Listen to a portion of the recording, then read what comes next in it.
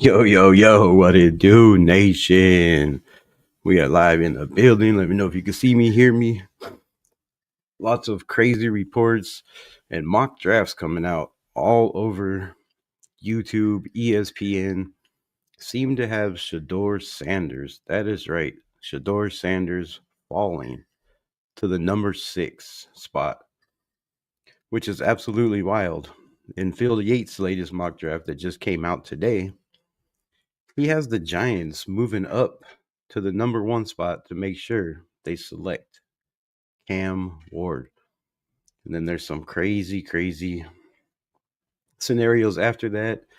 But however, Sanders falls to us at 6. And it's not just the one mock draft, it's CBS. It's I don't know how many I've seen today and in the last couple weeks. So we're gonna talk about it. We're gonna get into it.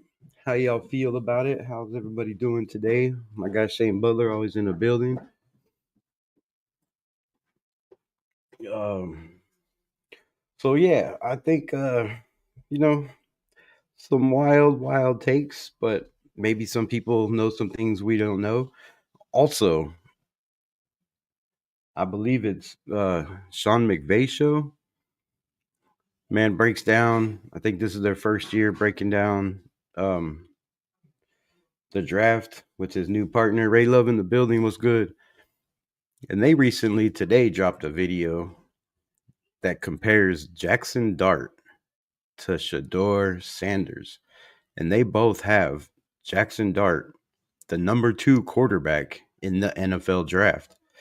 So, is it crazy that Shedeur is falling to 6? Is it even crazier that a guy that I mentioned many months ago is now being talked about where I said he would be talked about in the number 1 or 2 position coming into this year's draft? So,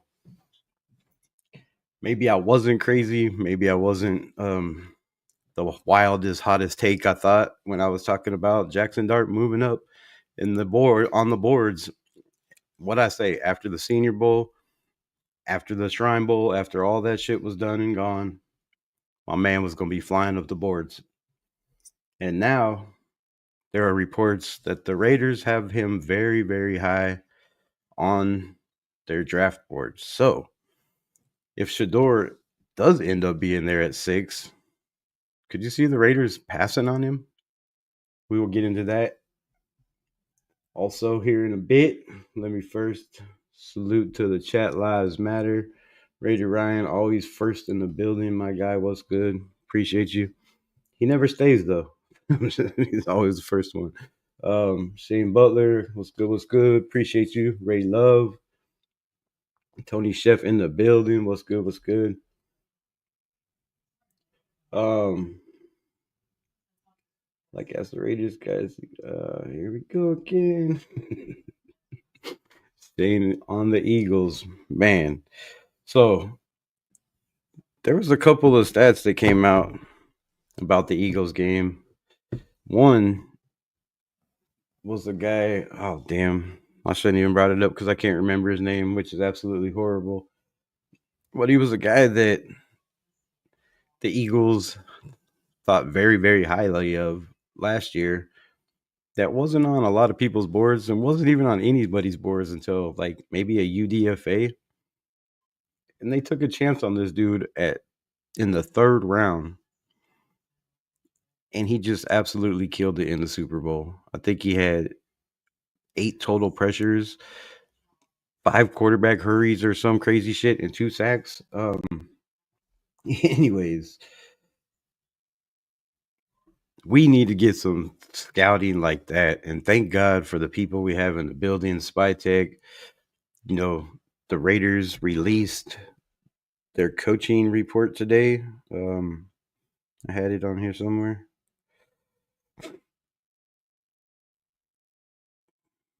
Shit.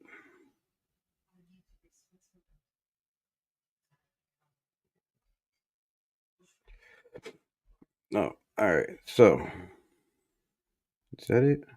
Yeah. So the Raiders have released their coaches, and they are as following. In case you already didn't know already, but here they are.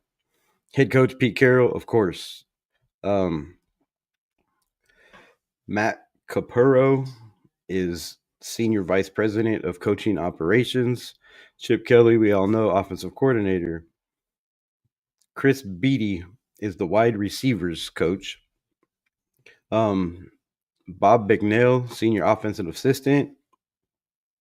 Sean Beckles, offensive assistant. Brennan Carroll. I told y'all the man was going to be on the staff if Pete Carroll got hired before Pete Carroll got hired. Well, he's on the staff, just to let you know.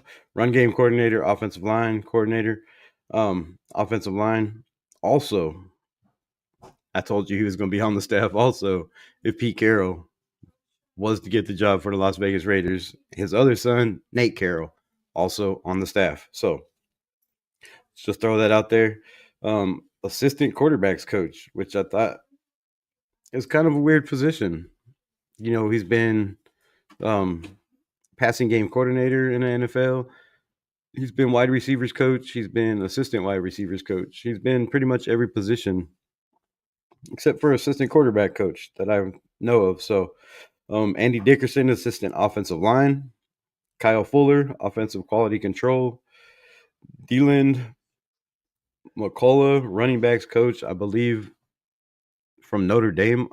I don't know, might not be absolutely correct, but I do believe he was the running backs coach for the Notre Dame Fighting Irish.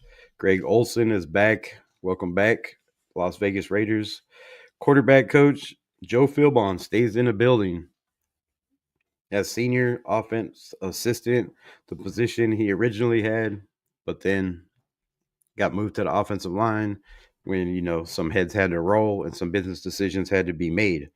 My guy and one of the biggest, I think, bringbacks on this staff is Luke Steckel, the tight ends coach.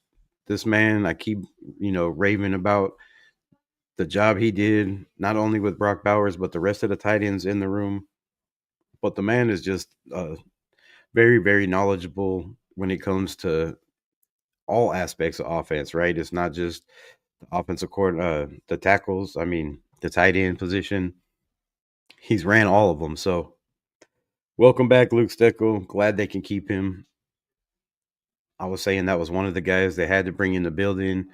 And, a lot of people saying it was going to be a complete wash when it came to the coaching staff. We weren't bringing anybody back. Well, a lot of guys have been brought back. Philbon, one of them. Steckel, the other one. The next is Patrick Graham, defensive coordinator. Welcome back, PG. Linebackers coach is new. John Glenn. Assistant defensive line is Kenan Jackson. Robbie Leonard is not only the defensive line coach, but he is now the run game coordinator. So I thought that was huge. Give the man a little bit, a little bit more responsibility. Because let's be honest, the man has done an outstanding, impeccable job as the D line coach for the Raiders. And I'm very, very happy they brought him back. So welcome back, Robbie Leonard in the building. Ty McKenzie, defense assistant linebacker. Beha Rasul, defensive quality control. Marcus Robertson is defensive back coach. I don't know much about any of these last couple guys. Rip Rowan is defensive assistant, and Joe Woods is passing game coordinator and defensive back coach. Special teams, Tom McMahon, welcome back. Cade Rannings, quality control special teams.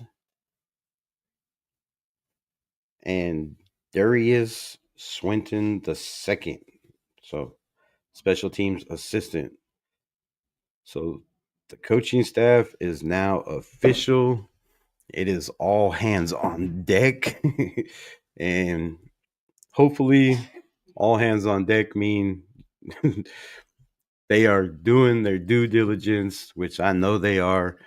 If anybody on Pete Carroll's staff, what I do not know, and maybe somebody in the chat knows, y'all can help me out, is the scouts.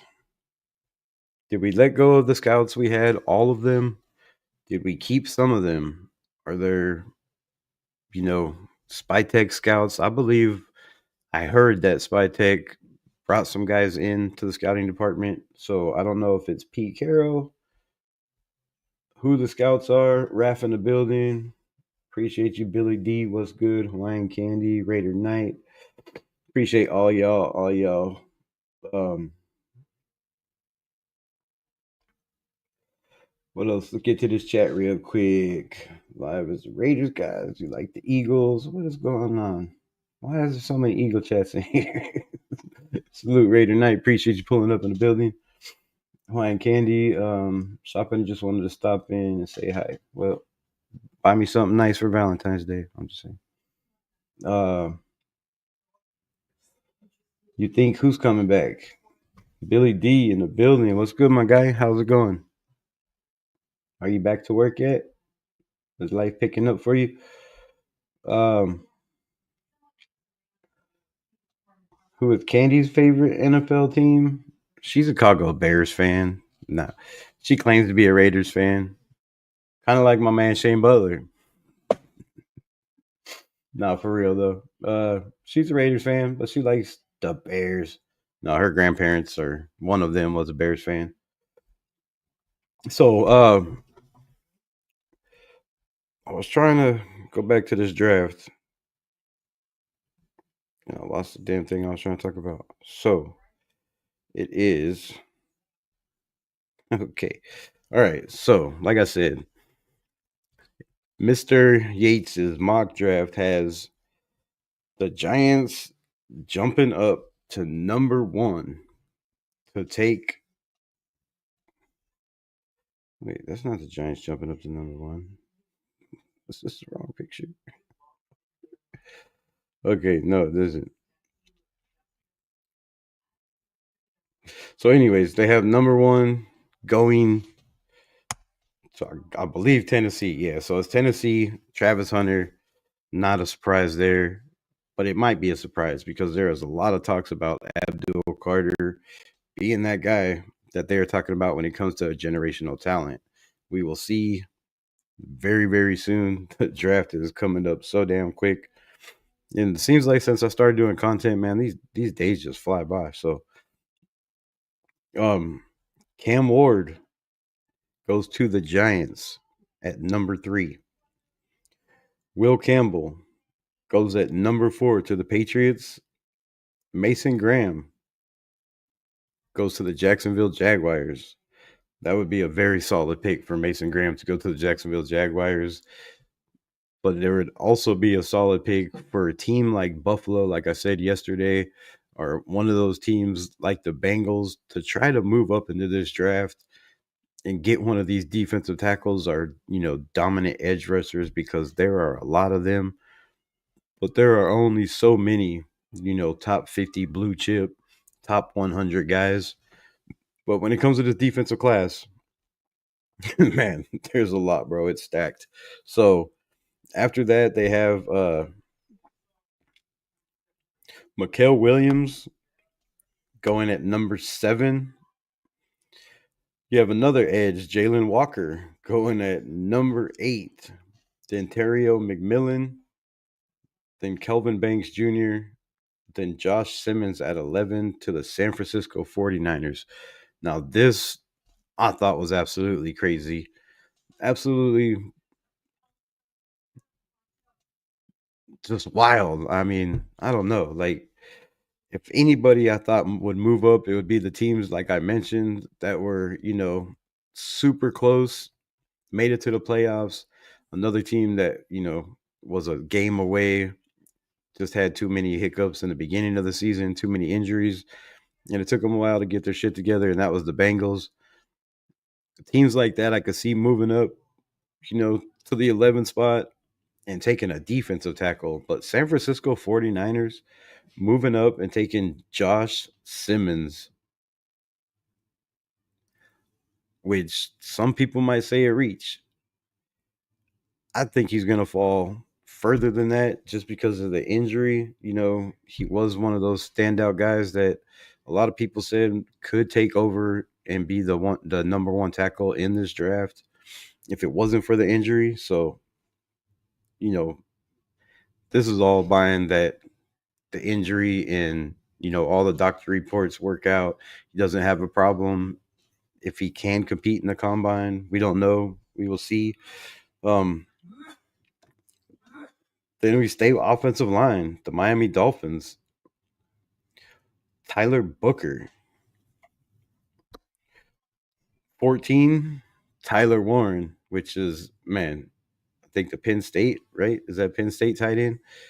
Anyways, kid is just absolutely crazy. Another, I don't know what they keep putting in the water for these tight ends coming out of the draft lately, but man, you can't miss on these guys, right? Tyler Warren, Mike Green, another edge to the Falcons and the Cardinals, Shamir Stewart. So those are the top 16 picks. It's snowing right now. Damn. We're getting freezing rain, or starting to get freezing rain, which is not good when you're trying to get over being sick. It's not good at all. They aren't taking Sanders. It's becoming more apparent every day. Hey, I've been saying it for months that Shedeur Sanders was not going to go to the Raiders. And of course, as soon as it starts to look like he's not going to go to the Raiders, everybody starts talking about him going to the Raiders again, which I don't know why is absolutely crazy. Pigs. Welcome to the building. What's good? All right, I got to start these damn chats so I know where the hell I'm at. Eagles going to get an OC. Hoping best for Kellen Moore. Thank you. Yeah, Kellen Moore is going to shine over there just because their main issue right now is quarterback. And, can he get the best out of Derek Carr? Do they keep Derek Carr? Do they move on from Derek Carr? These are all questions the Saints have.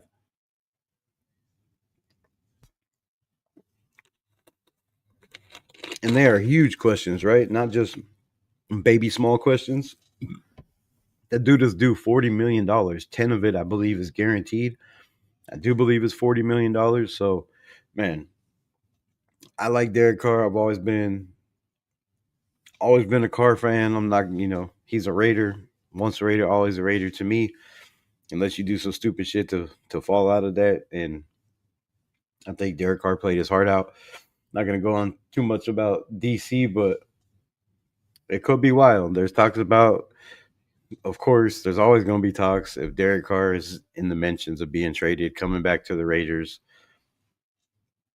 I don't know how I'd feel about it. I don't think he would be coming back to be the starter, which come on, man. We know that man. He already said in his interview he wants to be paid. I don't see him taking a pay cut, so I'm just gonna move on from that whole scenario and get past that. But um outside the top 50, there's still starters on the D line. Oh, there's gonna be starters on the D line probably into the fifth and sixth round. I mean, not probably, there will be. There's gonna be some gems that people pass on because of stupid shit. I mean, just look at how many teams passed on Jalen Carter because he got a speeding ticket. So, you know, people fall for dumb reasons. And you also have a lot of very, very bad evaluators in the NFL. This shit might hurt some people's feelings, but I'm sorry. When teams just constantly miss on guys over and over and over again and still have jobs in the NFL, it just drives me crazy. And, when you see YouTube content creators that hit more than these guys that are getting GM money, it just baffles the shit out of me how these guys still have jobs. So, um, Cam Ward draft. What do you mean draft Cam Ward, or it's a Cam Ward draft? You think Cam Ward goes number one? What are you trying to say? Let me know. Um, you're in New York and it's snowing. Omar Norman Lott. is a beast, bro. I'm right there with you. I am right there with you. I have him on this list right here, as a matter of fact. Um,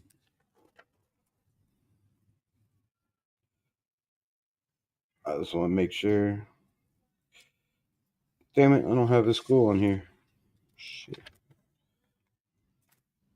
Anyways, I don't know why I don't have the school on there.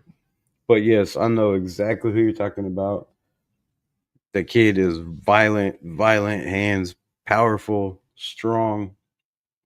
And man, there's so many defensive lines in this.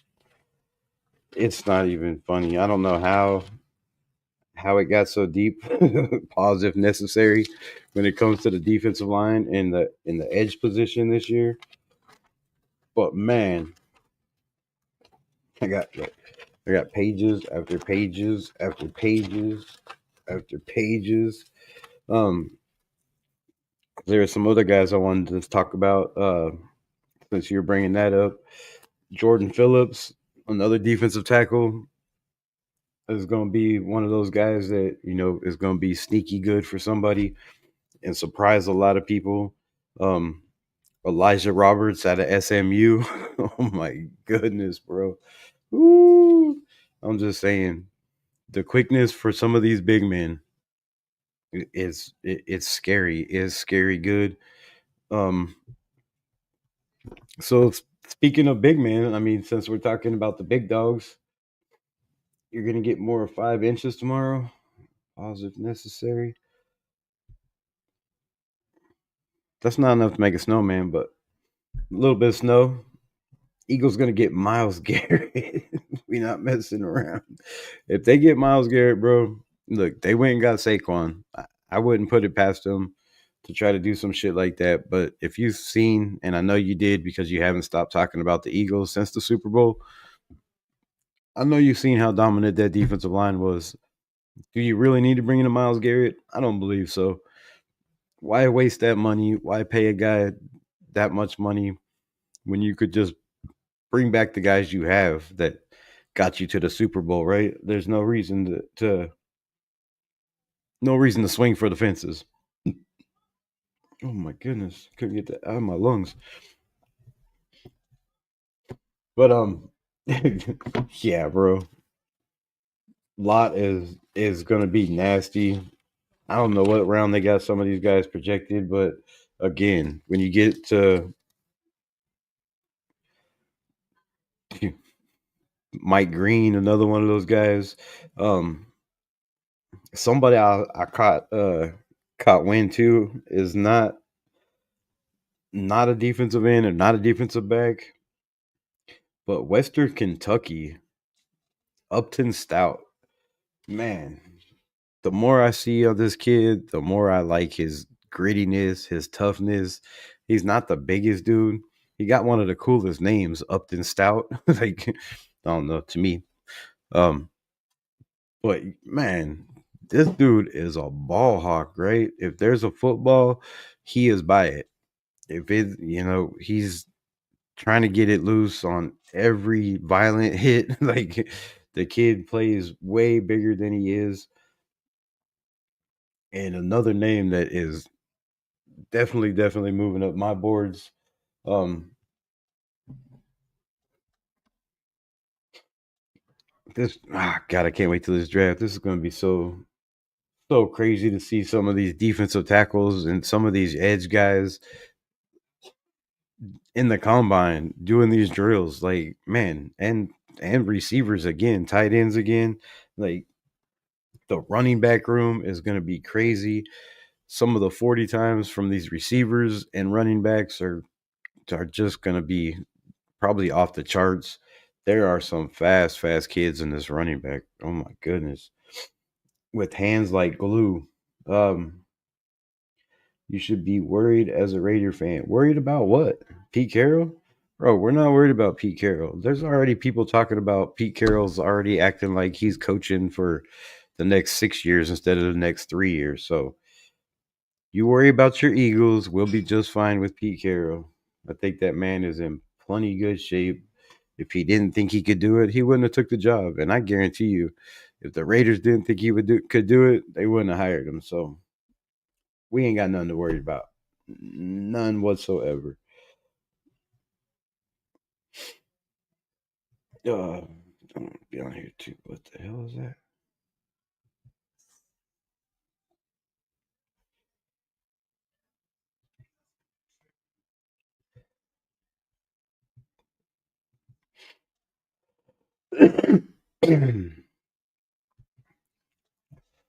All right, let's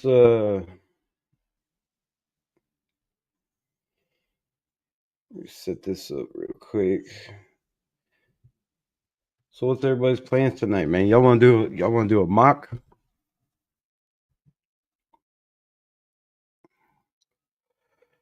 Turn on 30 minutes. Damn, everybody's on. Ultimate Raider fan.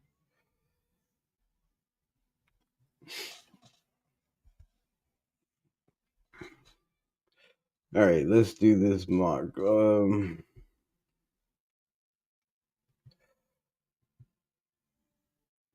Let's do the fan mock. We'll let y'all pick.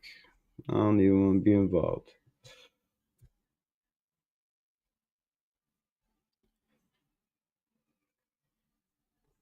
Let's go.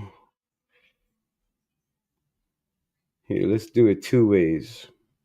We're going to do one first round. And I want to take all. Can I take all?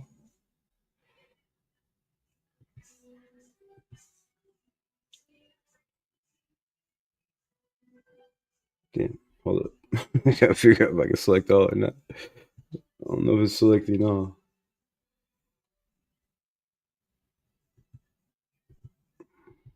Nope, I gotta select each one. All right, I'm not gonna do each one. Um,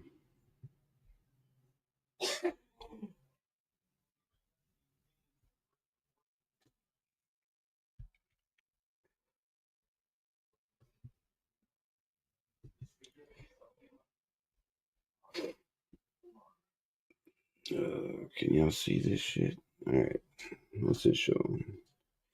Cool. All right, that's all I need to know.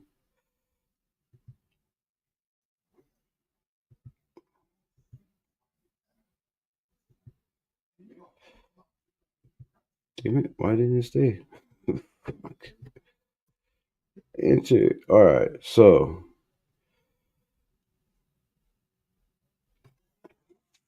Shedeur Sanders went number one. Number one. So Shedeur goes number one. At number two, who would y'all take if you was the Cleveland Browns?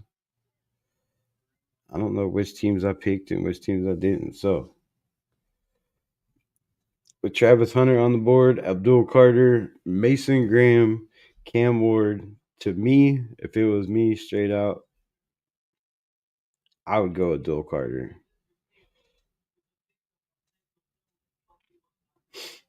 Furpo in the building. What's good? What's good? Cam Ward, quarterback Dak Prescott.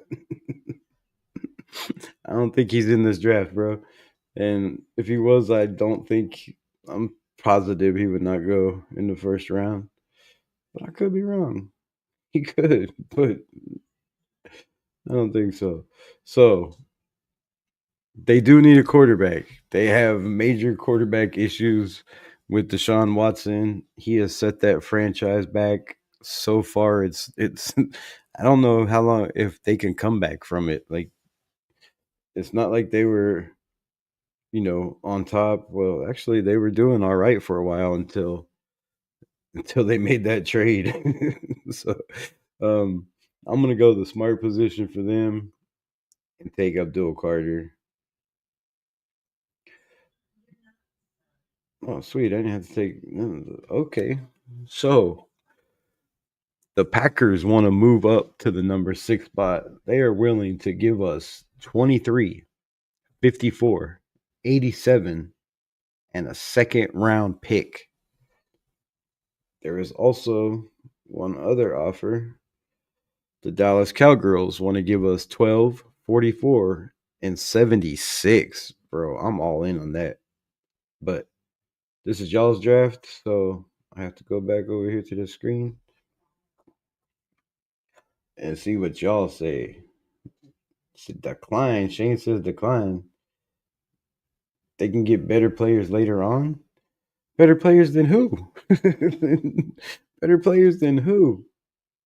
At number 6. Come on. Somebody comment. Let me know. What are we doing? Shane says decline. Not worth taking. How is that not worth taking? I, I, I gotta go against your judgment, my guy. That's wild. They want to give us 12. We're only moving back 6 spots, and we're getting the 44th pick, which is what, third round, second round, and 76. Nah, bro, I'm taking that trade. I'm taking that all day. I am taking it. You can have it. It's all yours. It is all yours. So now, damn, we could do this all day long. So now we are sitting at the 12th spot, and we have the Baltimore Ravens who are willing to give us 27, 59, 91, and a second next year.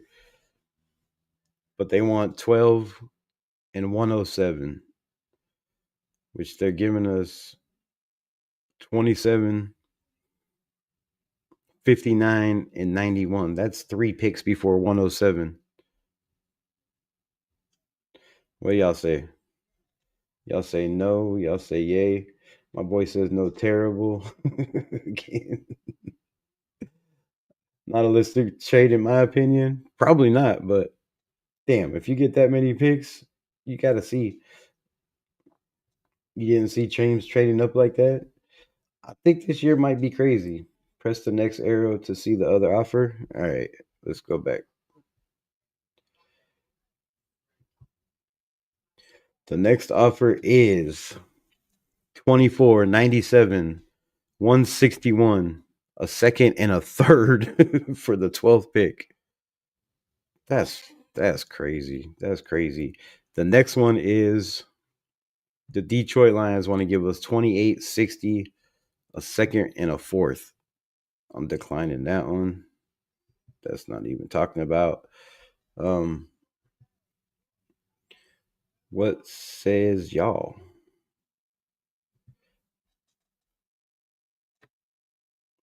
Yes, no, maybe so. Should we pick at 12? All right, let's go back and say who's on the board at 12. Let's do that. Let's hide this. We have Ashton Genty. We have Will Johnson. We have Nick Scorton. Man, that would be nasty. We don't need a tight end. We have Calvin Banks Jr., Luther Burden, Tyler Booker. I wouldn't mind Tyler Booker. Um, Jalen Walker. We kind of could use one of those crazy, nasty tight ends, linebackers. Let's see who's best available on offense. It is pretty much everybody that was on there. So best available on defense would be Will Johnson, Scorton, Jalen Walker. I mean, shit, I would be good with any of those guys, but at 12, my gut says take whatever trades. Like, I don't know why, but what do y'all think? Luther Burden, take him. Will Johnson is probably going to be best player available. So we're sticking at 12. That's what we're doing. Tyler Booker overrated.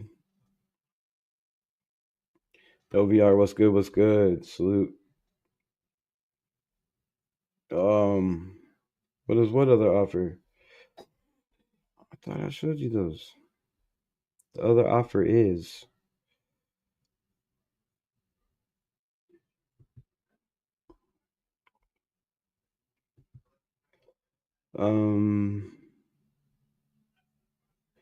it's not letting me go back. So Minnesota 24, 97, 61 with 2 picks next year, a second and a third. I mean, that's not bad for 12, bro. That gives us like 14 picks in this draft. But all right, y'all decide. Should we counter? Should we reject? Should we hide? Who we taking? What are we doing? Last chance. Going once. Going twice.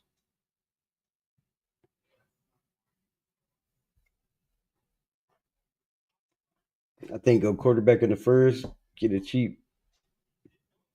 Go quarterback. All right, let's do this then. Let's do this. Who do we have at QB? So we have Jalen Milroe, Jackson Dart, Quinn Ewers. Do you take Jackson Dart at 12?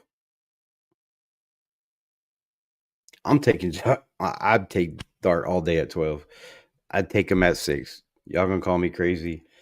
I'm sorry. There's something about that kid that when you got teams that pass on Josh Allen and take Sam Darnold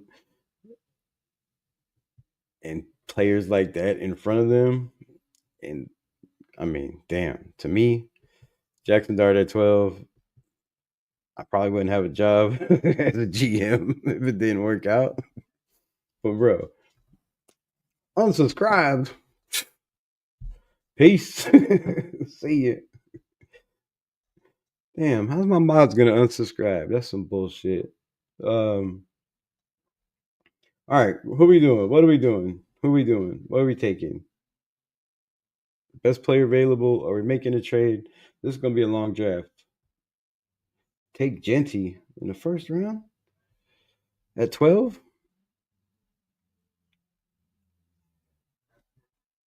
That's crazy value.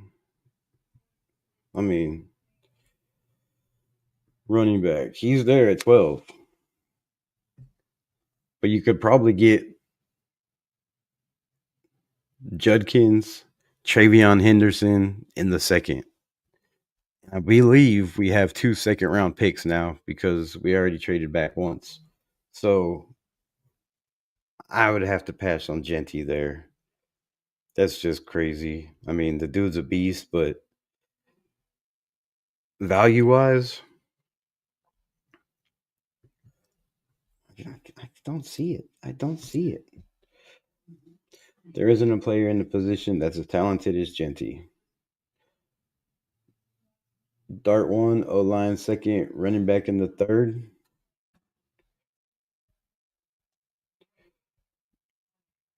Y'all crazy. I'm trading back. I'm trading back. Can't listen to y'all.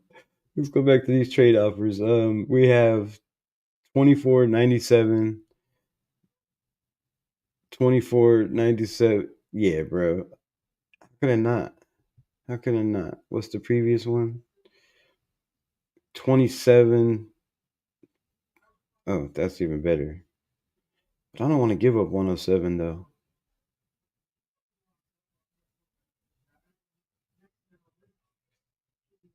Yo, I'm accepting. I'm picking late. I'm picking late. That's what we're doing. We're just gonna see what value we can get out of this. Reject. Reject. I don't care. We already traded way too much. How did I pick the Bengals? The Bengals are taking Ashton Genty. Yes. I don't know why I got the Bengals pick. So we are picking at 26th. Who is there? Reject this. I'm not trading no more. No more trades. So we have in the first round, you could take Amarian Hampton, you could take Caleb Johnson, Quinshawn Judkins, Travion Henderson, which I believe somehow is going to make his way in the first round. And Judkins might even possibly make their way late in these first rounds also. When you got teams like the Chiefs and the Bills and all these guys picking late, I just don't see any of these cats making it past this round, late in that round. But if we go best available, It's defensive tackle Derek Harmon, a tight end, a Mecca Abuka, Walter Nolan. Oh, that's not even our pick. So fuck my life. Um,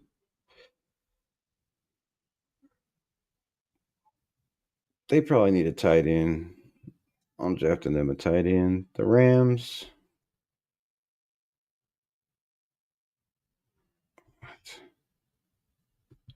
Reject, reject, reject. Um, Probably defensive tackle. I just messed that all up. All right. You should probably unsubscribe. I'm fired. Fuck that all up. Oh, I will take Howard over Shedeur. Hey, there's a lot of people that are saying they would take Howard over Shedeur, and I'm starting to be one of them. Like, if you look at the athleticism wise, they might be pretty close. If you look at arm strength, um, if you look at being able to to run straight ahead, yeah, I don't know what I just did. I just messed the whole thing up. So you traded back and got all three. No, I didn't. I don't know what happened. We're gonna restart this stupid ass draft. That's what we're gonna do,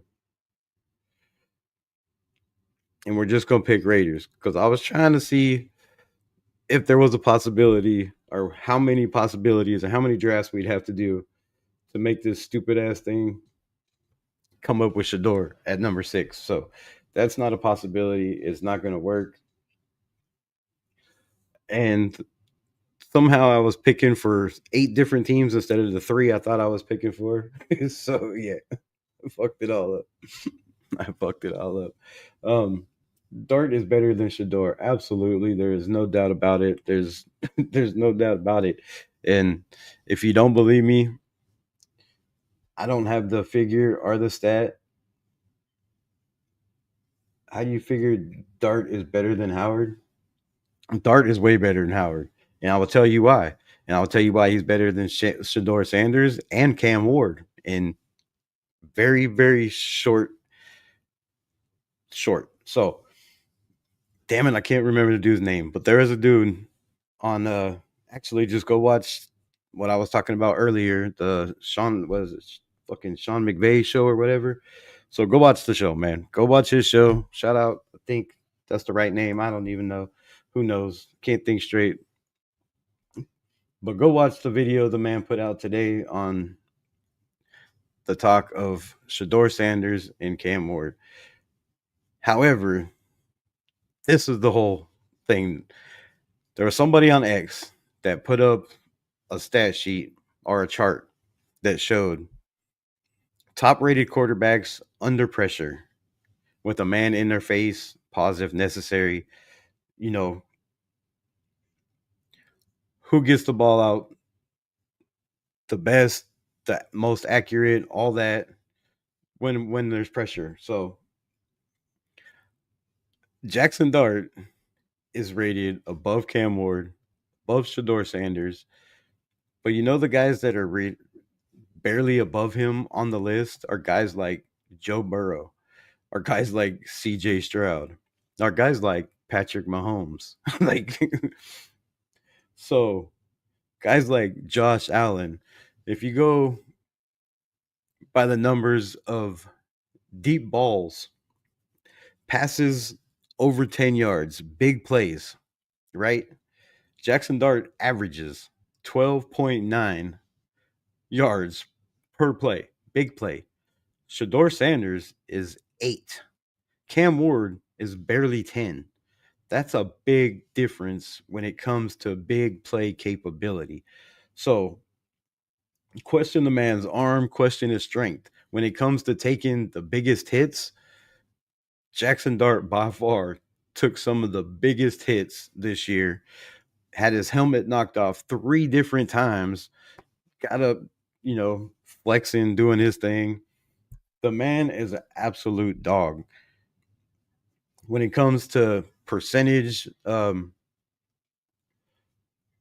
quarterback percentage, whatever the other number was, Jackson Dart was above the line, top ranked with guys that I just mentioned again, like Joe Burrow, like CJ Stroud, like a lot of these guys that are top quarterbacks in the NFL that were picked very, very high in the NFL draft. So I'm telling you, Jackson Dart is an absolute freak, man. This kid is a bit his available his ability. I don't know what the fuck, I can't even talk. His ability to be decisive, to know where he's going. He had one game in the Florida game where he had 3 interceptions late, and everybody harps on that shit. One was a horrible, horrible throw into triple coverage. But other than that, the kid is very decisive. He makes damn good decisions.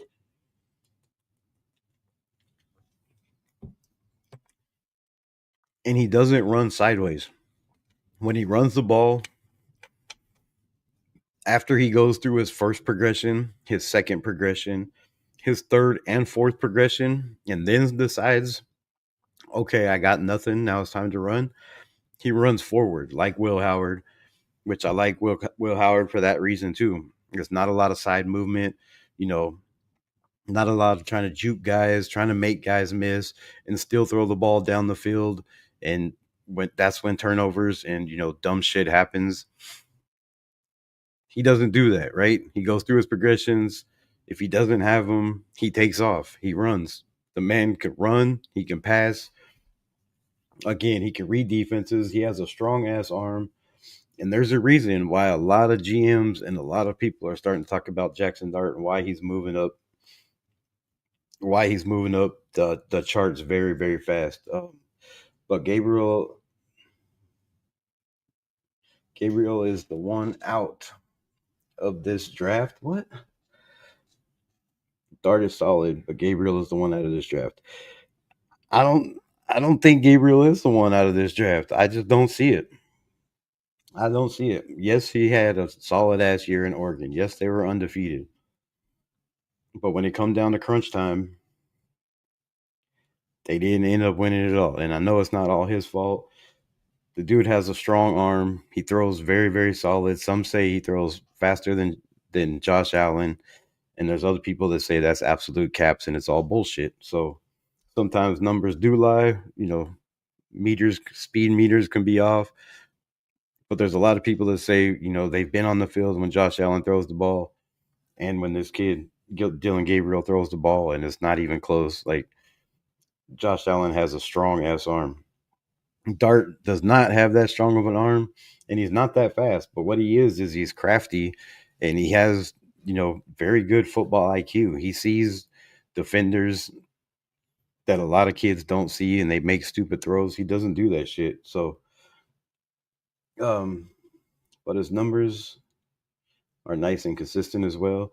His numbers are nice, and I like Dylan Gabriel. I think Dylan Gabriel would fit very, very well in this system, in the Raiders system, because that's the kind of quarterback that Pete Carroll likes. But then you also have to go with who's the quarterback that Chip Kelly likes, right? He's going to be running the offense.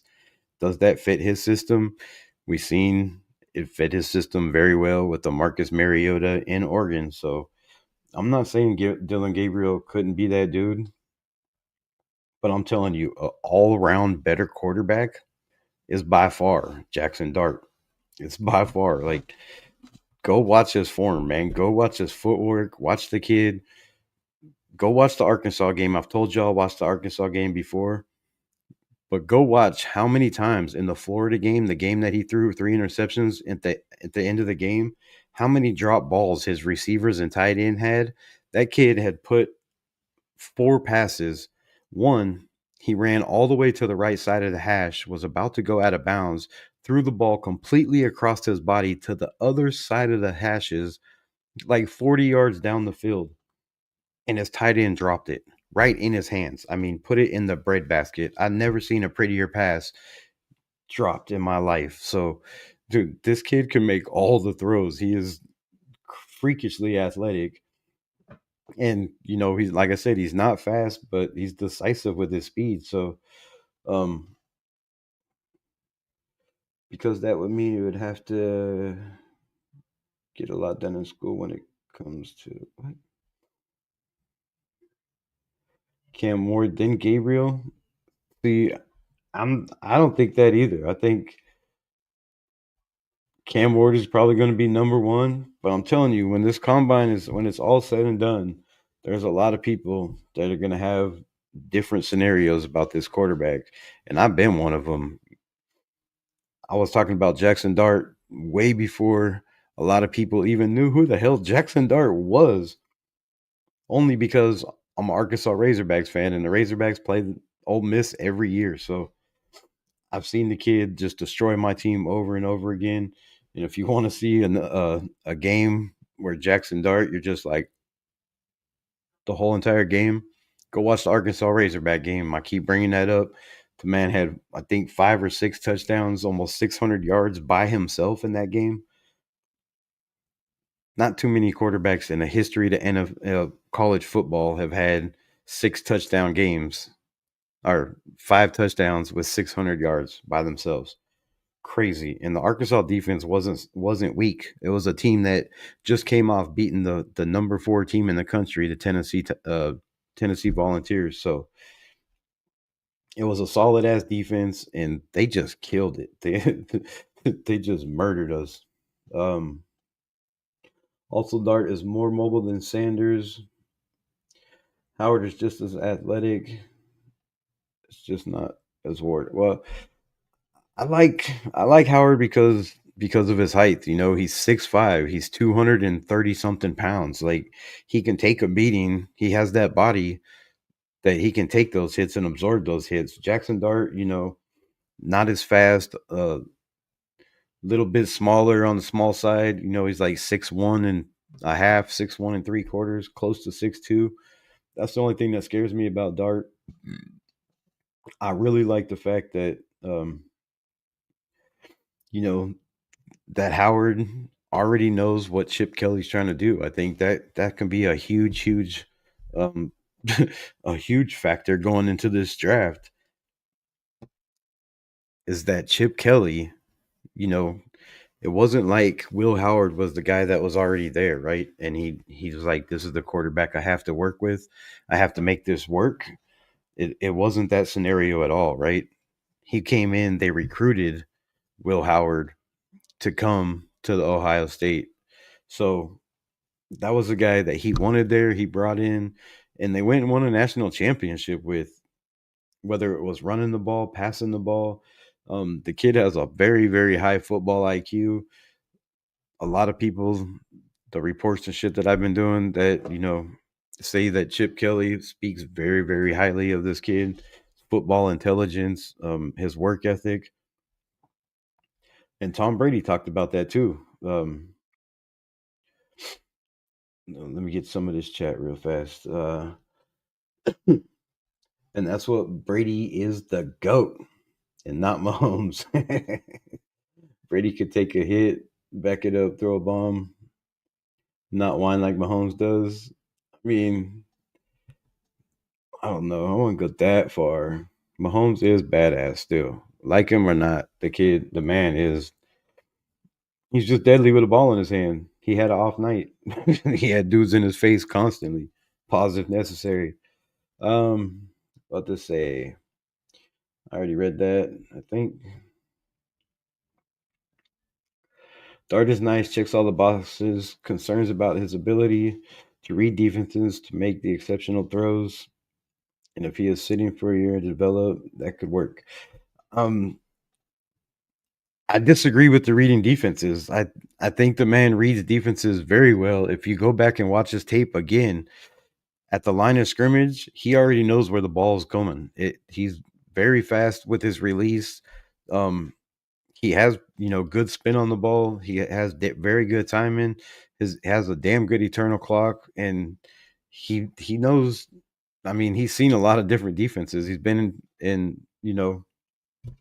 played a lot of college football. So I think there's a lot of misconception because, again, like a guy that I'm really high on, Riley Leonard, is they didn't always have to pass the ball at Ole Miss. They had a decent run game and they relied on their defense. Like they had a crazy, crazy defense that didn't give up a lot of points. So he wasn't asked to always go crazy, but when he was, I mean, the man can. And the fact that he goes through his progressions, like I said, and he goes through them quick, right? It's not he's not waiting for the first receiver to get open. He's not holding the ball, looking at the first guy, and then when he finally doesn't get over, he's just, taking his check down or throwing, going to the second progression and just ripping it in there, kind of like Aiden did a couple times last year. So he goes through them quick. And if it's not there, I've even seen him go back to it, look off his first receiver, go to, two or three progressions, and then go back to the first receiver and throw the ball 40 yards, 50 yards down the field. So I like the kid. I think he has very high potential, but I think the problem is if there's a lot of teams that are starting to fall in love with Jackson Dart. And another one has been talked about, the Pittsburgh Steelers. There's a lot of talk that Pittsburgh is taking Jackson Dart at one. Not at number one, but in the first round. If he's there, if he makes it that far. And there's been rumors that a couple other teams, and I think the Tennessee Titans might be one of those, that could possibly trade back and pull the plug, pull the trigger on a Jackson Dart as well. They drafted Will Levis in the second round.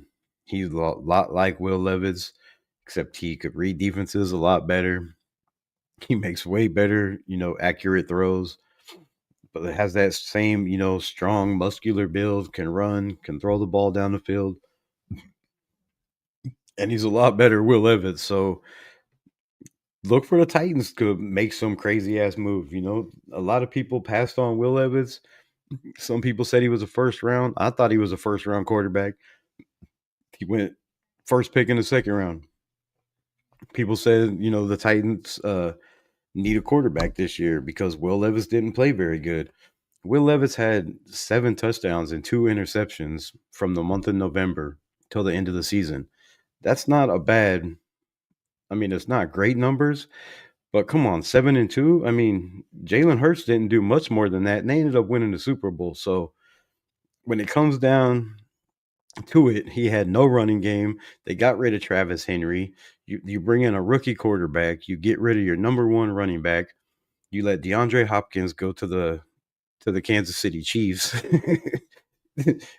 you give that kid no chance. So that's another team that might shock everybody and think, there's a generational talent on the board that they might go get. So um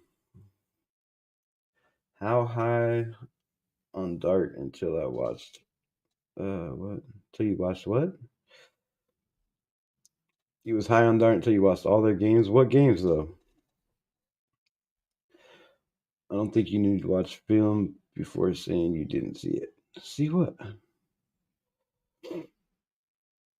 But his numbers are nice and consistent as well. His numbers are crazy good, bro. And the amount of talent that he played against in the SEC, teams like Georgia, um, Alabama, those teams. I mean, he didn't play them all this year, but since he's been at Ole Miss, he's played crazy, crazy good defenses with stacked NFL talent, all over it. So, um, I already watched the film. Oh, I know. Pigs says, "What's wrong with Curtis Rourke?" Nothing wrong with Curtis Rourke. I like Curtis Rourke also, he's big. He's got a strong ass arm. He played very, very well for Indiana all season long. But I thought they were just overwhelmed when they got to the playoffs. They just didn't have the depth and didn't have the caliber of players on their offensive line, on their receiving core, or on their defensive front. They just got beat in the trenches. But I thought overall he played pretty damn well. He tried to do a lot, which, I mean, any starting quarterbacks, you're going to try to do everything you can to win the game, especially when you're down. and it's in a big situation. So I like Curtis Rourke. I was big on that dude all year. I thought that was another one of the guys that I put in the conversation when everybody said it was a Shedeur Sanders and a Cam Ward year, and there was no other quarterbacks to be talked about or mentioned in the first round. I disagree. And I still say there's probably 5 or 6 quarterbacks that could go in the first round of this draft. Just because there's so many teams that could use quarterbacks that don't know what's going on with their quarterback. And, you know, a lot of these guys like a Kyle McCord, like Will Howard, somebody might take a chance on them.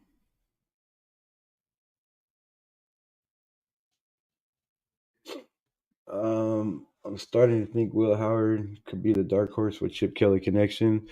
I mean, it's not really a dark horse, right? If you look at it, if you're trying to win now, the fastest way to win now is to have somebody that's already developed in your system. And of course, you're going to change your system up for the NFL. But with that being said, I mean, he's pretty much there, right? He knows his tendencies. You have, Chip Kelly knows what Will Howard can do. He knows his strengths, he knows his weaknesses, he knows what he can get away with. So, that's going to also be big. But I don't know. I just think if I was Chip Kelly and I had a choice between Will Howard or Jackson Dart, I think Jackson Dart's upside to me just might be a little higher. And I could be wrong. Like Will Howard, I didn't think was as fast and as athletic as he was in the championship game. That was more than I seen him run all year. Like all the film that I watched on that kid, he had some decent runs here and there. But when he came in crunch time in the playoffs, where he was running his ass off in the playoffs, so and it was like I said about Jackson Dart, it's straightforward runs. He steps up in the pocket if it's not there, and he runs forward. There's no sideways motion. There's no running to the sidelines. He's running straight at you, and a couple times he didn't slide either. But he's a big boy, right? 6'5". Like you don't have to slide when you're a big dog like that. Um, But don't get it confused. I want Aiden O'Connell to start heading into the 2005 season. I'm glad you brought that up because there was a report coming out, right, of Tom Brady and what he wants in a quarterback. So, Tom Brady's report on what he looks for in a quarterback, he said he wants a quarterback that has been through adversity, a quarterback that has started at the bottom and earned his way to the starting job, a quarterback that has fought through adversity, that has shown he can win games, that doesn't have the strongest arm, that is not the most mobile, that is not the fastest guy in the NFL, but can beat you with his mind, his intelligence, and football knowledge. Now, I don't know about y'all, but there's been a couple names that came to mind from other people. One was a Sam Darnold, you know, one was, I'm not even going to say the other name, but the first name that came to mind when I saw this was Aiden fucking O'Connell. I mean, and everything that he said was Aiden O'Connell. He wants a quarterback the same as him that's been through the same situations, right? That struggled, that stuck with a team, that didn't transfer schools when shit got tough, right? Aiden O'Connell was eighth string quarterback. He could have left. He could have transferred. I'm sure he got offers from, other schools. He could have went somewhere else. No. He stayed in Purdue. He stayed in Purdue. He stayed in Purdue. He finally got his opportunity and the man shined. And then there was reports that he could have left college and been a top draft pick, first or second round. Now, I don't know if he could have been a first round, but there's a lot of reports, not just by one person, but a couple reports by a couple different people that I watch and follow that said Aiden O'Connell could have went in the first round. He decided to stay at Purdue. and didn't have the best season and dropped in his draft stock. Then he goes to the Las Vegas Raiders, is a third string quarterback, has no OTAs, has preseason, and that's it. The OTAs, he's not doing shit. He's not even on the practice squad. I don't even think he was like he was at the bottom of the barrel, gets thrown into the fire, and the rest is history. But Aiden O'Connell was the first name that came to mind. So is there something behind the scenes that we don't know? Like, has Aiden O'Connell ever even met Tom Brady? Has Tom Brady evaluated Aiden O'Connell? Has he ever once looked at his film? Has he had time to go over it and say, hey, we won some games with this kid. I'm going to check out his shit and see what he's got? Or has he done that and nobody knows how Tom Brady feels about Aiden O'Connell? Because let's be honest, absolutely honest, the kid has a damn good football mind. Oh, and he also said somebody that's willing to study, study, study, study, study, study. Aiden O'Connell, bro, that's all he does. Ask anybody in the locker room, what's Aiden O'Connell do? He's got his nose in the Bible or he's got his nose in the playbook. Most of the time, it's the playbook, and the playbook. But he has his Bible time and his study time because he does have his faith and his beliefs. But the kid works his ass off, right? So there could be a very, very what's good, LV Raider 10. There could be a scenario where if you're trying to win now, that you just keep an Aiden O'Connell, which I don't know why you wouldn't get rid of him. Well, he's on the cheap, but you keep Aiden O'Connell. You draft your rookie, whether it be Shedeur, whether it be Jackson Dart, whether it be a Riley Leonard or Will Howard or even a Kyle McCord or somebody, Dylan Gabriel. Who knows? But you draft that guy. You let him sit for a year behind Aiden O'Connell just to see what he has. And maybe he comes out to be like a Sam Darnold and has a crazy breakout year. Because you can't look at Aiden O'Connell's tape and tell me he's not a fucking football player. You can't look at Aiden O'Connell's film from the Kansas City game where he dropped 340 yards and two tutties and tell me the kid can't beat teams. The kid can't pick defenses apart. The kid can't read defenses. He can't make quick decisions. He can't make accurate throws. You can't tell me any of that shit. You can, but you'd be absolutely lying. You'd be lying to yourself. You can't look at yourself in the mirror and say any of that shit about Aiden O'Connell. The only thing you can say is he's not mobile. He's not athletic. That's a fact. We all know that shit. But either was Peyton Manning, either was Tom Brady. You know, and these guys have chips, not just one, chips. So if you have a guy in the building that's saying shit like, I want my quarterback to come up and, struggle like me, not be a top pick, picked in the seventh round, who nobody thought was going to be nothing until, somebody got hurt. He got his opportunity and he never looked back. And a lot of people in this organization feel like that should have been Aiden O'Connell, right? He got his opportunity. He should have never looked back. Now, under the circumstances, he did lose a head coach, got a new head coach, lost the offensive coordinator, got a new offensive coordinator. And then the next year, all that shit happened again. So it was totally unfair for him. And there's a lot of people that feel that, Aiden O'Connell never got a fair shake. But when he does get a fair shake, the end of the year last year, 9 touchdowns, 1 interception his last 6 games. You look at his last 4 games this year, 6 touchdowns, 2 interceptions. I mean, the kid can ball. So I don't know. I'm really willing to see, can't wait to see, or would love to be Tatted Raider. It was good. Hawaiian Candy was good. Would love to be on fly on the wall to see or to hear the evaluation of Aiden O'Connell by Tom Brady and Spy Tech. Like, what do they think about this guy? Um, What does our coach Pete Carroll think about him? What does Chip Kelly think about him?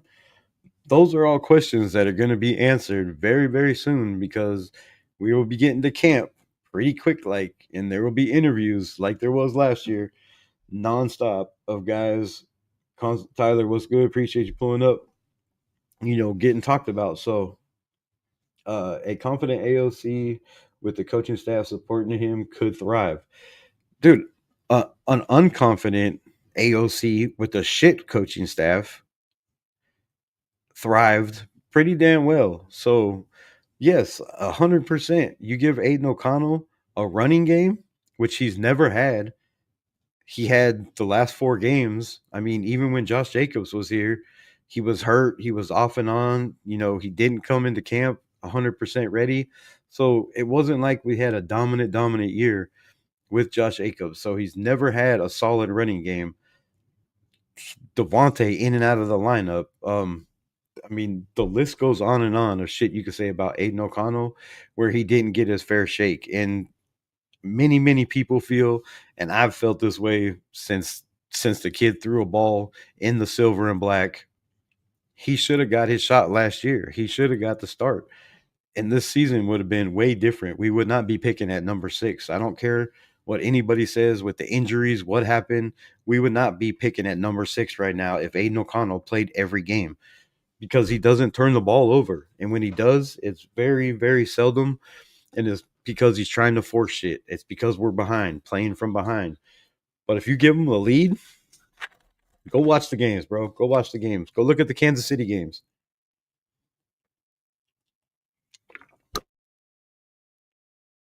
The Kansas City game we should have won. Both of the games we should have won. He played his ass off in. But again, a struggling offensive line. Never had an offensive line put him behind the Philadelphia Eagles offensive line. Put him behind Patrick Mahomes' offensive line, which that's probably not a good um, not a good take right now after the way they got dominated by the Philadelphia Eagles.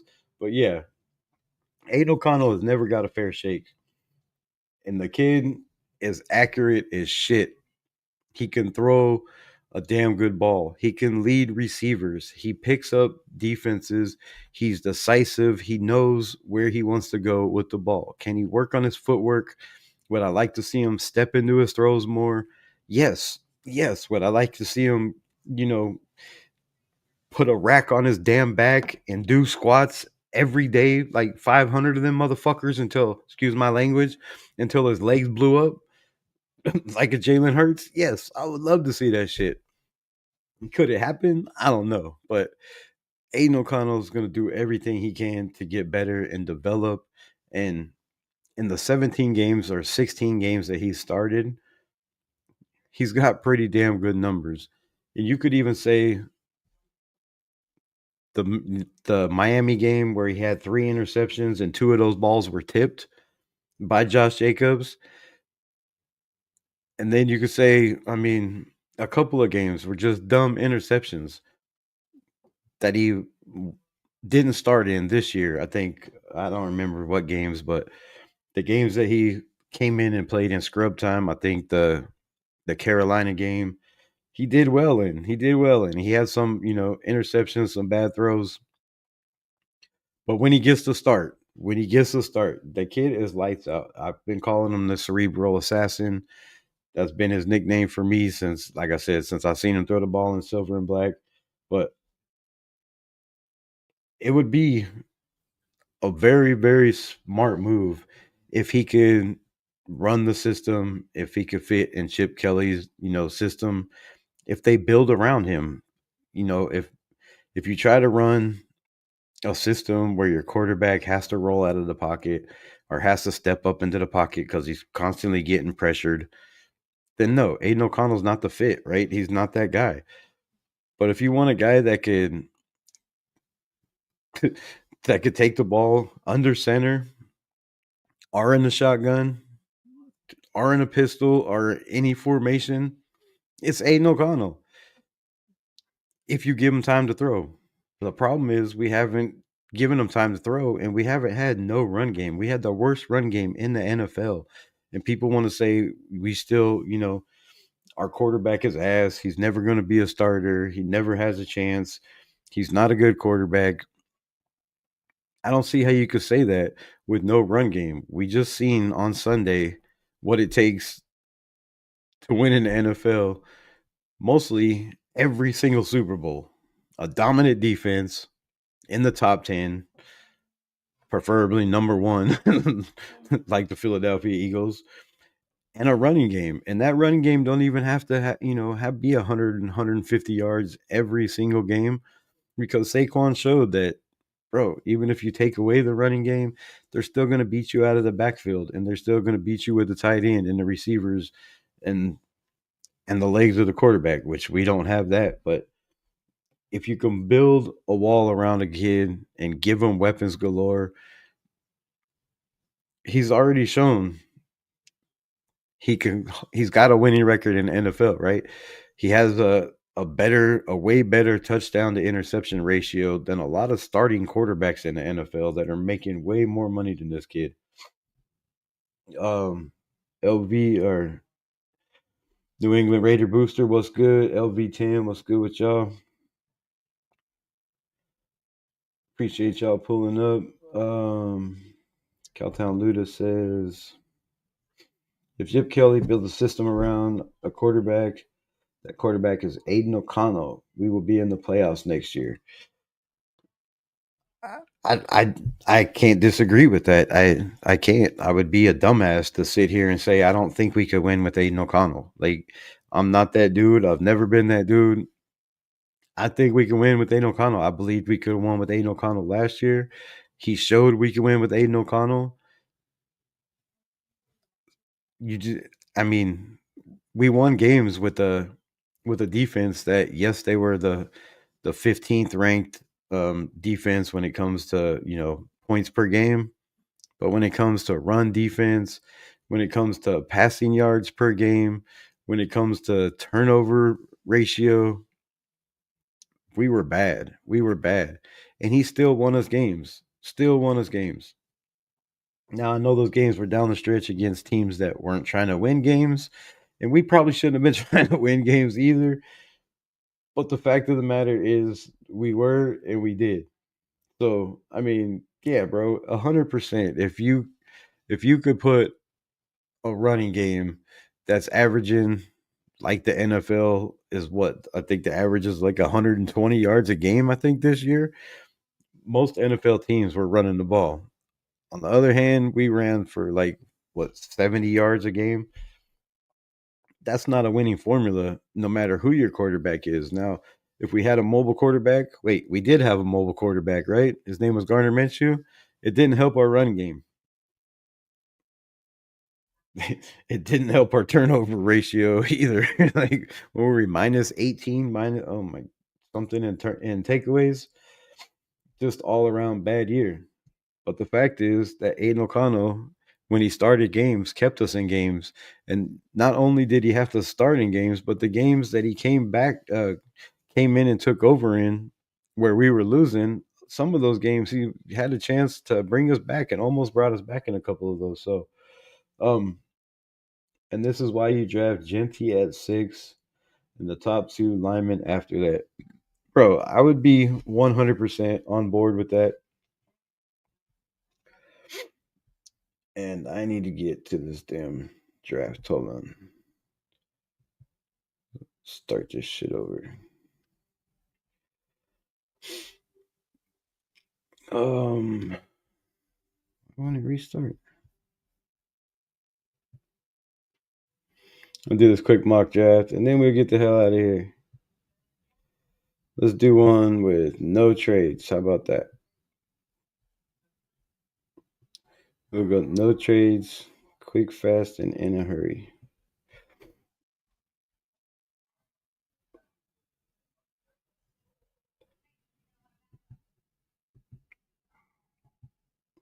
Since I totally destroyed the last one. Actually, we will do it with trades because it's so much more fun with trades.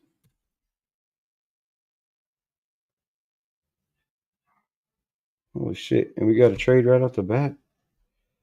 Did I hit start already? Not good at this mock draft shit. All right, so Cam Ward went 1, Shedeur Sanders went 2, Travis Hunter 3, Abdul Carter, and T Mac. That is the draft. I gotta change this fucking format. Flipping format. Okay, much better. Jeez Louise. All right, now I can see both at the same time. So, can y'all see? Good, you can see. So, trade offers are Seattle wants to give us 18, 50, and 82 with a second round pick next year for 6 and 107. I can't do that. 6 and 1. Oh, well, 50 and 82. I don't know. What do y'all think? Would you trade to Seattle back to 18 and pick up 50, which is a second round pick, and 82, which is a third round pick, right? Wait. Yeah.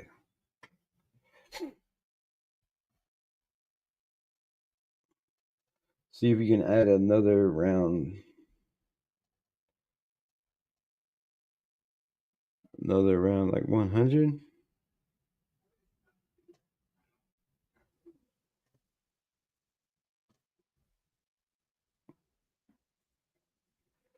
So reject. No, I'm taking either Graham Argenti, a lineman from Arizona, or Zabel. Okay, so let's reject. And who are we taking? So we have Mason Graham, Will Campbell, Ashton Genty, Malik Williams, Malik Starks, Will Johnson. Counter. All right, let's counter. Where'd my trade offer go? Shit. Who was it with? I forgot. We can't counter. I already got rid of it. Graham and Mahomes. Collapse the D line.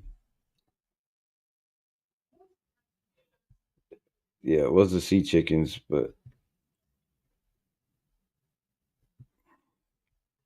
all right, so they were giving us 18,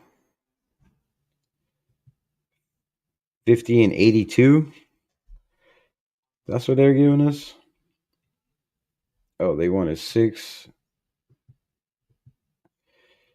and 107. Let's try that. They said hell no.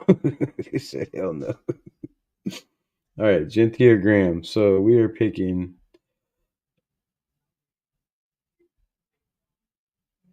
All right, let's go. Let's go Genty then. We'll do this for Cowtown Luda. Let's do the Cowtown Luda draft. We'll see what value my man gets. And then if this goes fast enough, we will do another one. We did try to rob them. I'll try and get every chance, every one I could. So, what the fuck? It was only first round. My God, I'm horrible at this shit. Fuck, fudge. All right, let's try this again. 7 rounds.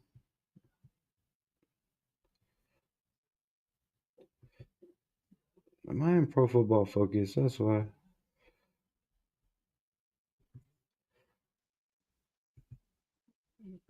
It's not letting me do 7 rounds.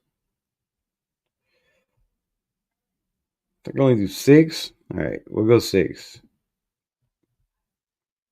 Into the stupid draft. Try it one more time.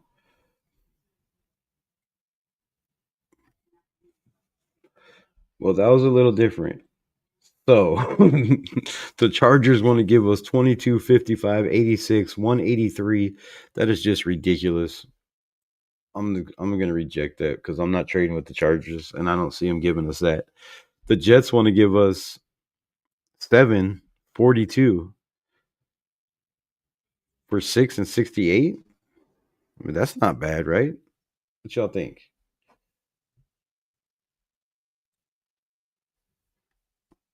Move back one spot and we pick up 42 instead of 68.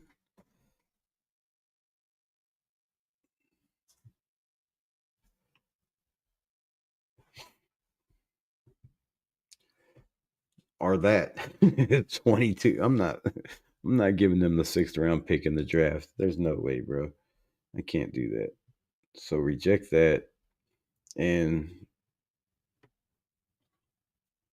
just trade is a no-brainer. That's what I'm thinking. I mean, shit, we get an extra pick.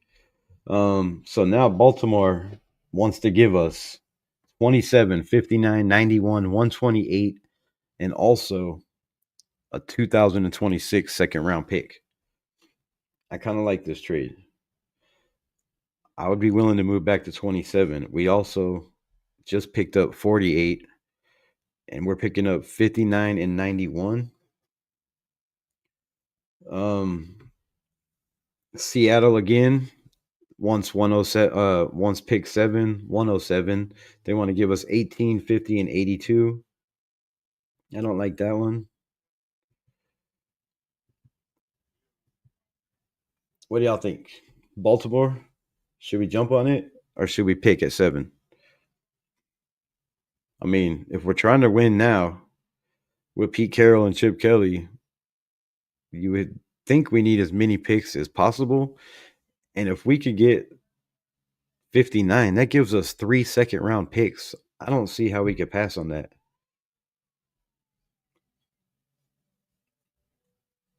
I mean,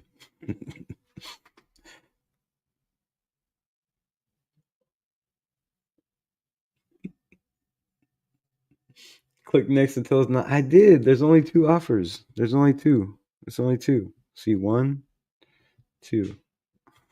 That's it. Seattle or Baltimore?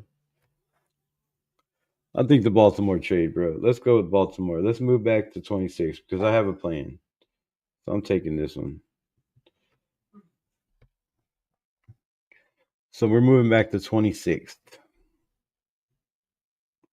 Unless somebody jumps in. Oh.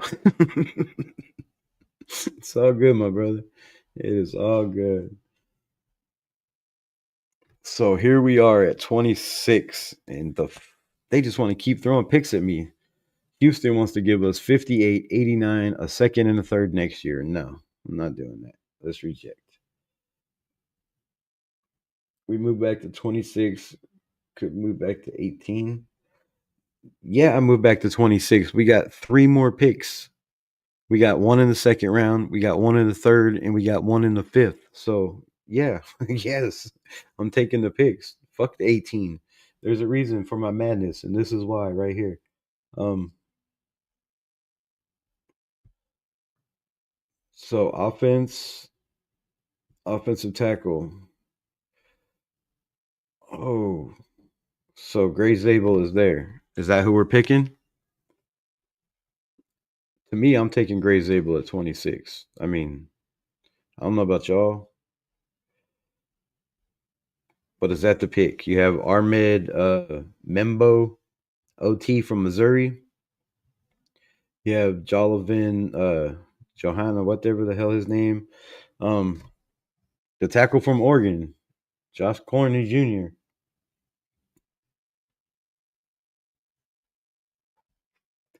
I think Greg Zabel is better than Conley Jr. This man is a dog next to Jackson Powers Johnson, in between Colton Miller.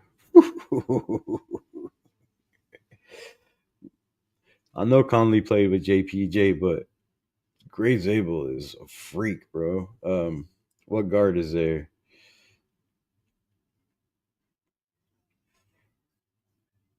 What quarterback is there? So there's the quarterbacks. Did we take Jackson Dart at 27? Would that be good enough for you? Take the tackle number 42.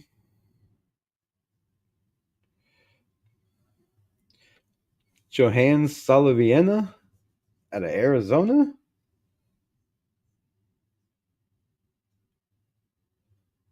You think Zabel's gonna be there in the next round? All right. You want me to take two tackles? Um, fuck, I don't know what picks we have. Fuck. How do I see what picks we have? Oh, there we go. We have pick 27. We have pick 37. We have pick 42. We have pick 59, 73, 91, 107, and 128. We also have 144, 182, 214, 218. So fucking 1, 2, 3, 4, 5, 6, 7, 8, 9, 10, 11, 12, 13, 14 picks, bro.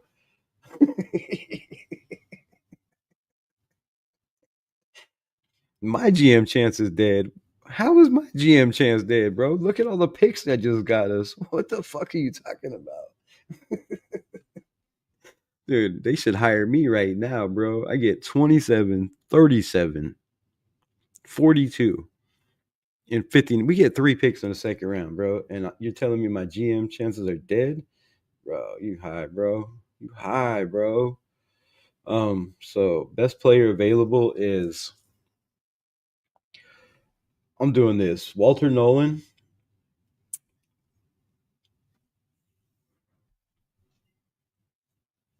Yep. I took Walter Nolan, defensive tackle. That's right. Because I just got fuck. White Millennium was there? Damn it. I didn't see him. Son of a bitch. No, I'm not trading with Kansas City. 68, 146 for 37. That's two more value picks. I'm rejecting because I have a plan. But I didn't know fucking White Milliam was there. That sucks. Because I probably would have took him. So at 37, I'm going offense. I'm going quarterback. And I'm taking Jackson Dart at 37.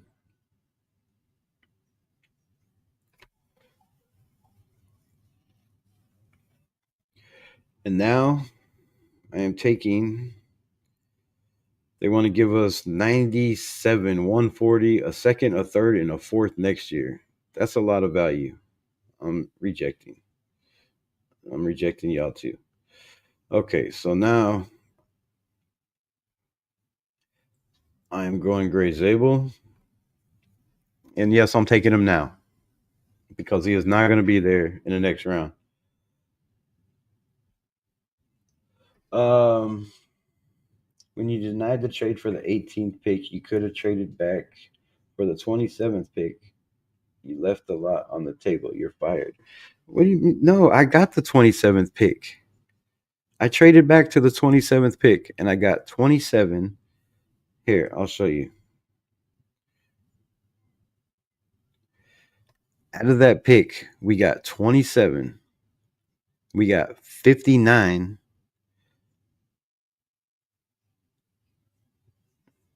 Right? 59, 91, and 108. 91, 108, 59. Those were all on those picks. We could have got 18th and 58 and a second and a third next year. I don't see where the value difference is. I'm lost. So Josh Clooney is still Conley is still on the board. Do we take another tackle? Or do we go get running back now? Because my guy Quinshawn Judkins is there, Travion Henderson is there, and then it goes Giddens, Scattaboo. I can't say that dude's first name, but Tootin. Ollie Gordon is still there. It looks like we could get, I don't know, 59. I say with the as many picks as we have in this round, it's either quarterback. I already took quarterback, so it's either running back Our offensive line. Because we already got defense, right? I'm taking Judkins, bro. I'm taking Judkins. And we will be picking again very, very shortly.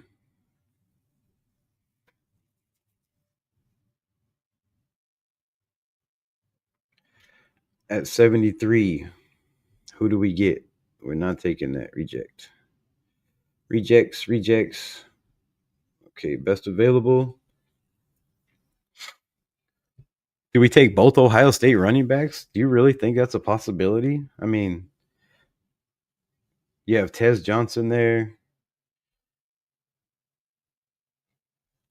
Jalen Royals out of Utah State. I really like Jalen Royals.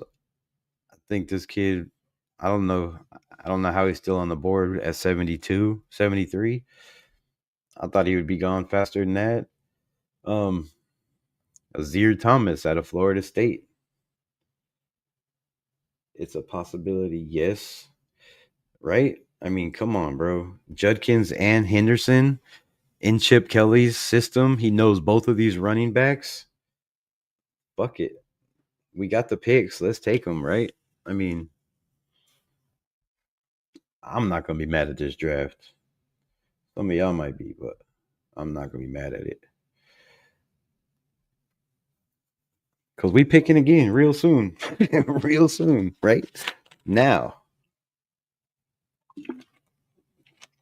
So the Giants want to give us 104, 134 for 91 and 224. So we're giving up a seventh. 91, 104 is what? Fourth round? And 134 is fifth round?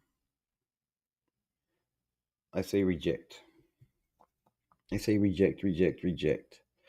Um, Holland Pierce, DJ Giddens. We don't need any of those. We don't need any of those. Let's go best available. Oh, that is best available. Shit. All right. So on offense, best available is Rutgers tackle, DJ Giddens. Scattaboo is still there. Quentin Ewers, Will Howard. Damn, a lot of people are gone, bro. Um, I don't know how to say dude's name. Ty Felton. Let's do this. I believe we need a receiver in this draft. Troy Horton. No. Aronde Gadsden. Do we draft him here? He's the 110th player available. We're at 91. Do y'all consider that too much of a reach? When we need a receiver, I mean, you have Ricky White there also at 122. And you also have Jack Beck. And I'm drafting Jack Beck. I'm not even asking y'all. I'm sorry. Jack Beck goes and catches everything with his hands. He plucks the ball out of the air. He doesn't wait for the ball to come to him. The man had an extremely, extremely crazy productive Senior Bowl. Changed his number to number 7. Caught the ball with 7 seconds left, wearing number 7, his brother's number, who died in the horrible, horrible New Orleans shootings or run down, run over, whatever happened on that shit. So yeah, I'm gonna take that kid right there. Now we are on the board again at 107. Sleep on wide receiver Nick Nash. He's right there. You want to take Nick Nash again? Because he's there. How do I see what players we have? Hold on. So we have Walter Nolan, defensive tackle. We have Jackson Dart. We have our offensive line and Gray Zabel. And we have 2 running backs and a receiver. What is position of need? At this point, I'm thinking we need a corner here. I mean, in my opinion, A corner or a linebacker? Very, very bad. Let me know what y'all think. While I try to pull up this corner. Kobe Bryant out of Kansas State. Jordan Hancock, cornerback out of Ohio State. Jabbar Muhammad out of Oregon. Quincy Riley. I don't know any of these guys. I'm not lying. Um, Mello Dotson. I don't know.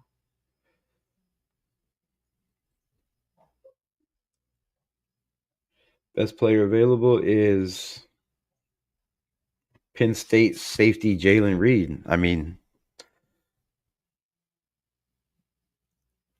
sounds good to me, right? Jalen Reed. That kid was a dog for Penn State. He's always around the ball. It's best player available. We might lose Nate Hobbs. We could definitely use a slot receiver if he doesn't pan out at safety. Just because we have, we might have Moreg back. I don't think Epps is going to be there. Scroll down. Scatterboo. Howard Cross out of Notre Dame's not bad. Billy Bowman, safety out of Oklahoma. Ty Felton, wide receiver out of Maryland. Jay Higgins, linebacker. Sebastian Castro, Iowa.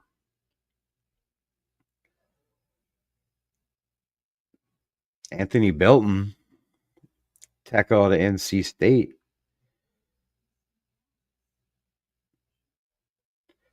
I don't know if he's a solid one of those guys that, is definitely a lock at tackle. We might be able to swing into the guard position. That's kind of why I got Gray Zabel. I think if he doesn't take over the job at tackle, he's just too good of an athlete to leave off the field, and they'll end up putting him at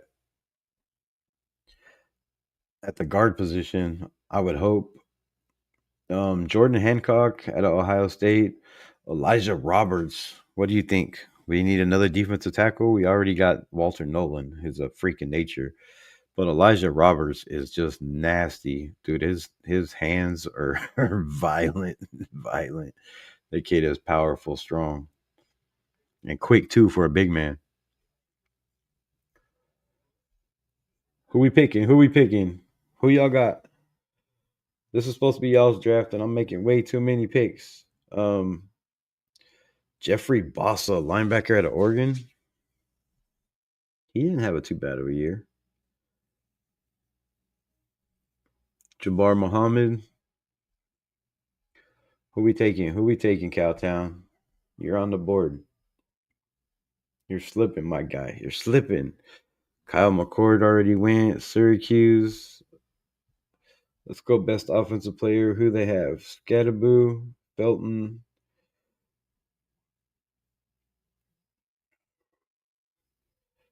I mean, we can't really miss on Ricky White either.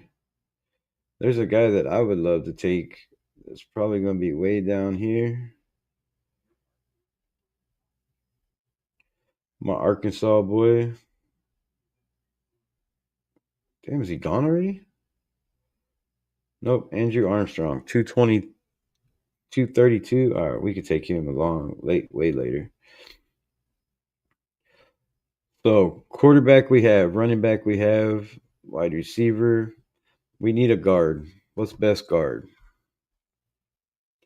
I want Scatterboo, but we got two running backs. I take Kobe Bryant from Maryland or a defensive tackle. Um, at guard, we have Luke Kendra out of Cincinnati, Miles Frazier out of LSU, Tyler Cooper, Minnesota. Not too bad. Willie Lampkin was a pretty solid guard. Joshua Gray also. Marcus Tate out of Clemson. There's some decent guards in here. Kind of need that guard spot. Fill up, open them holes up for the damn running backs. since we have two great running backs now. Damn good running backs. Go defensive tackle. Who was the best? I'm going Elijah Roberts, bro. I think that's the best position right here. And I really think that with Elijah Roberts and Walter Nolan, you could seriously move on from Adam Butler and Jenkins, no problem, which I already think we're moving on from Jenkins. They want to give us 135. Nah, let's just say no. Yeah, Willie Lampkin's solid. His props on a film, they ran behind him a lot, right? Let's go back to that guard position. Is he still there? Yep. Lampton is there. We are at 126. We're in the fourth round. He'll be there for a minute. Damn, we have all these picks and we're only in the fourth round. And you're telling me I'm fired at GM? Come on, bro. That's wild. So, safety wise, okay. Malachi Moore from Alabama. I like this. Um, Bryce Anderson, Hunter Mullen, Shiloh Sanders, Dericky Wright. I wouldn't mind taking him there either. Um, Jeremiah Cooper out of Iowa State. It's a hard hitting ass safety. But damn, they got him at 3 something. Yeah, we're not taking no shit like that. So we are at pick 128, and the best player is 135, Malachi Moore. That's not a bad reach. Our Jabbar Muhammad, our Milo Dotson at 128. Linebacker Jay Higgins, Lander Barton, Jackson Woodard, Demetrius Knight Jr., Jack Kisner. Oh, he's 211 though. He's gonna be there in later rounds probably. Cody Simon's gonna be there in the later rounds. We'll skip on linebacker. We already have tackles. Who's that edge? 126. Jordan Branch would not be a reach at this spot. I'm going to go offensive line again, I think. Yeah, definitely have to go offensive line. Um, let's go guard.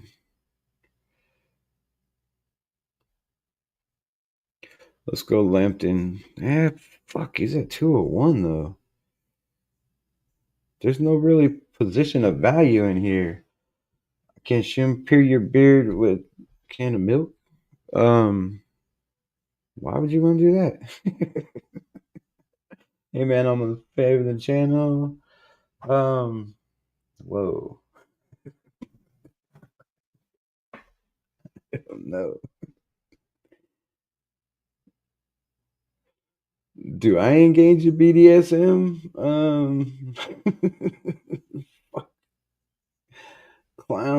Clowns. Everybody's funny in the chat.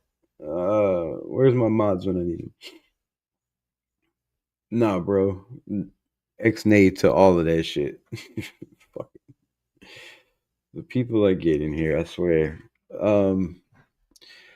Howard Cross, defensive tackle. Jay Higgins at linebacker is the best available at this spot, and that's who I'm taking. By far the best available.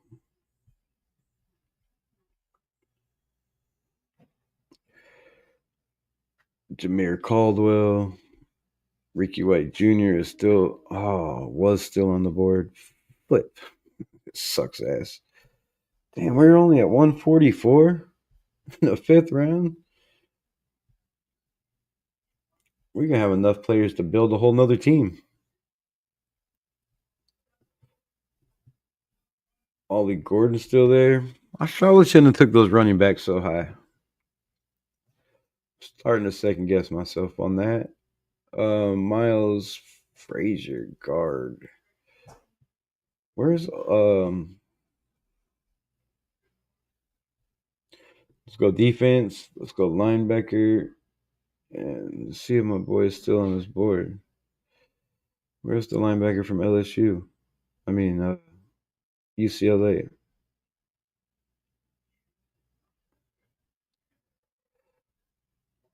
Olafonju, whatever the hell his name is. He is gone.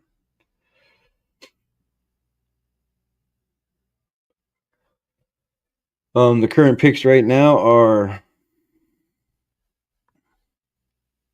Hold on. So we have Walter Nolan, defensive tackle. We have Jackson Dart on 37. We have Gray Zabel. Then we went running back and running back. We took, yes, Quinion Judkins and Travion Henderson. And then we took wide receiver, Jack Beck. Then we took defensive tackle, Elijah Roberts. And then we took linebacker, Jay Higgins. So we still have 144, 182, 214, and 218 to pick. That's where we are at. And these are the numbers. So best player available for all is running back Ollie Gordon. We don't need that. We have two running backs. Another running back from Clemson. Um, linebacker Danny Stutzman out of Oklahoma. Uh, Noah Monahan, guard out of USC. Is Will Howard on the board still? I believe he is. Let's see. Offense, quarterback. No, he's not. There's Curtis Rourke. So, damn. Will Howard is gone. There's Curtis Rourke, Tyler Shuck, my guy Riley Leonard, Brandon Cook. I mean, what the hell? Let's take Riley Leonard at this spot, right? Can't go wrong with another quarterback. I can't believe Riley Leonard's still on the board. Who took Howard? I don't know. I would have to go through every team to look. I don't think that's that important. I'm sorry, but I don't know. I don't know how to find out without looking at every team.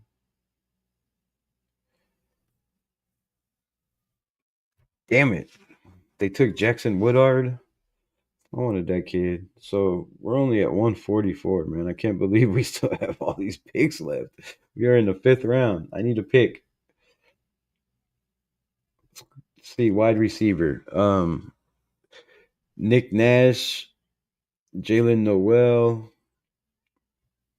Elijah Badger, Deion Burks. Andrew Armstrong is still there from Arkansas. This kid is a freak in nature. I think you can type in his name. Where though?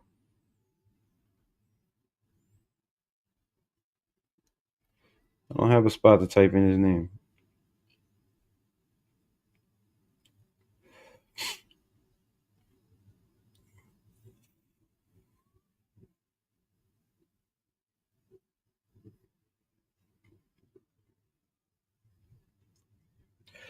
Oh, I'll look through this real quick to see if I can find him.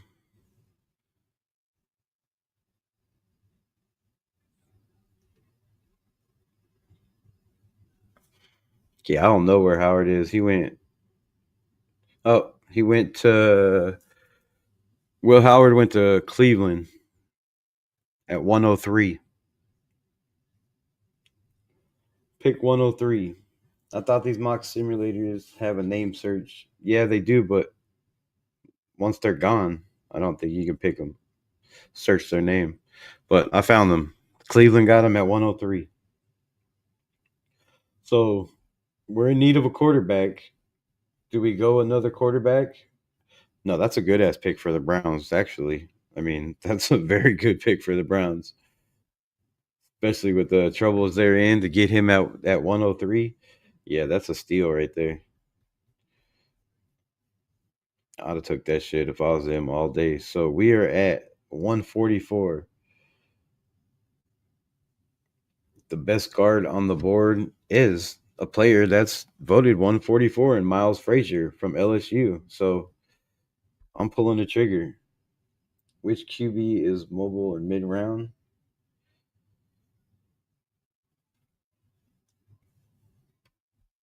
Riley Leonard. Riley Leonard. Riley Leonard is probably one of the fastest quarterbacks in this draft, not named Jalen Milrow.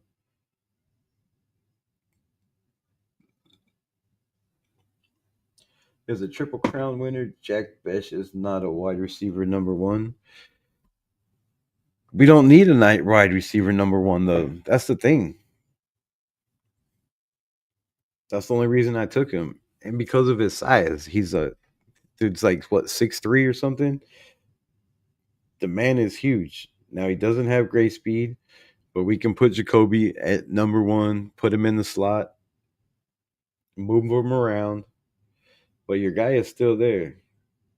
I do believe. Um, Nick Nash. Oh nope, he was just picked.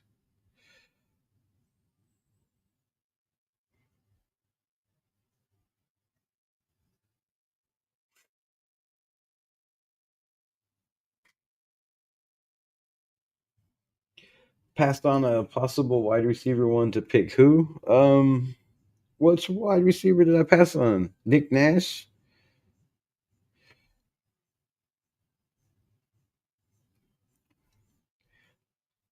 Hey, look, a lot of people also said that the receiver they drafted over there in LA, the Chargers, wasn't going to be a number one receiver in the NFL either. And he was clearly the number one receiver on the Chargers last year as a rookie.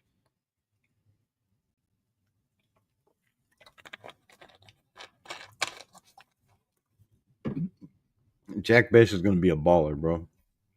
He's going to make some team very, very happy. I guarantee you. But where did your boy go? Because I was going to pick him the last pick. He wasn't there.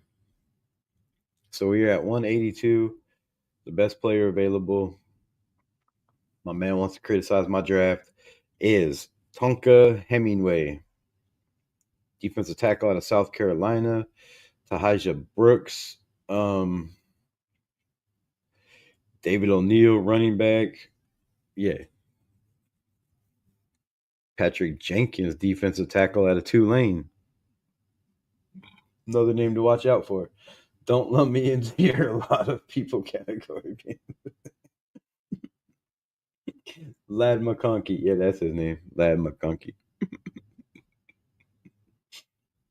I don't have a lot of people, bro. I don't have a lot of people. I don't have any people. My list is very, very short. Is so short. There's no names on it. I don't have friends. I don't like people. I'm not a people person. 182. What number is that? We are in the sixth round. What can we get value in the sixth round? Offense. The best offensive players are all fucking running backs in the sixth round. This sucks.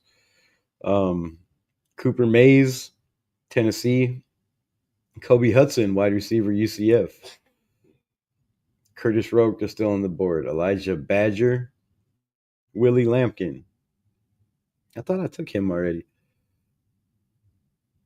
Who did I take over Willie Lampkin? I'm not a people person. I'm on the road. Nice. I met as the people who said Lad McConkey wasn't a wide receiver. Oh, right. there was a lot of them. A lot of them. Lad McConkey will never be a wide receiver one. Fuck out of here. Joshua Gray. I kind of fuck with that. All right, so who do we need? Who do we need? Wide receiver Andrew Armstrong. That's who I like. Shedeur Sanders. We taking Shiloh. The best safety on the board right now is Cameron, whoever the hell I can't say his name. Call him Makaki. Dude. Is he a cocky kid? I don't know. I didn't see any reviews from, but I know if he's not, he should be. That dude had a hell of a year. He had like fucking Brock Bowers numbers year. Taking Lampkin over Joshua Gray. All right, let's take Lampkin then, because we need that damn guard. So let's take Lampkin there. It's the longest mock draft ever. How many picks we got left? Jeez, we're only in the hundreds. Fuck. Fudge sickles. Fudge sickles.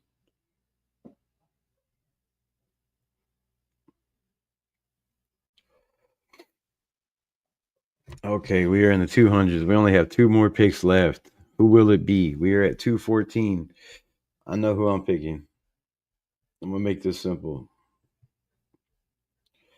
I'm taking Andrew Armstrong out of Arkansas. And if you don't know who he is, Cowtown Luda, go look up some film. This man can catch, bro. He can high point the shit out the ball. He's got damn good hands. Will Shepard out of Colorado went to Cleveland, and Ja'Cory Brooks, another wide receiver, went to Cleveland. Some good picks for them. So we are at 228. It is our last pick. Who's gonna be our last pick? Who are we taking? Best player available at every position is Curtis Rourke. Jaquindon Jackson, my Arkansas boy. Fuck. I really like that kid. Damn it. Wide receiver Pat Bryant. Tight end we do not need. Carlson Vision, offensive tackle out of Alabama AU. The best guard is Addison West, and the best center is Nufafa Tala, who I'm not even trying to pronounce that shit. And Drew Kendall, defensive wise, we have defensive tackle is Tulane's Patrick Jenkins. That's probably a good pick right there. Riley Mills, can't go wrong with Riley Mills out of Notre Dame. RJ Obin out of Notre Dame, the best linebacker. Let's just take Kaiser. I'm taking Kaiser. Let's end this draft. Make this shit done. I will take wide receiver. The most not likely taking Terry Moore McMillan, Art Golden from Texas.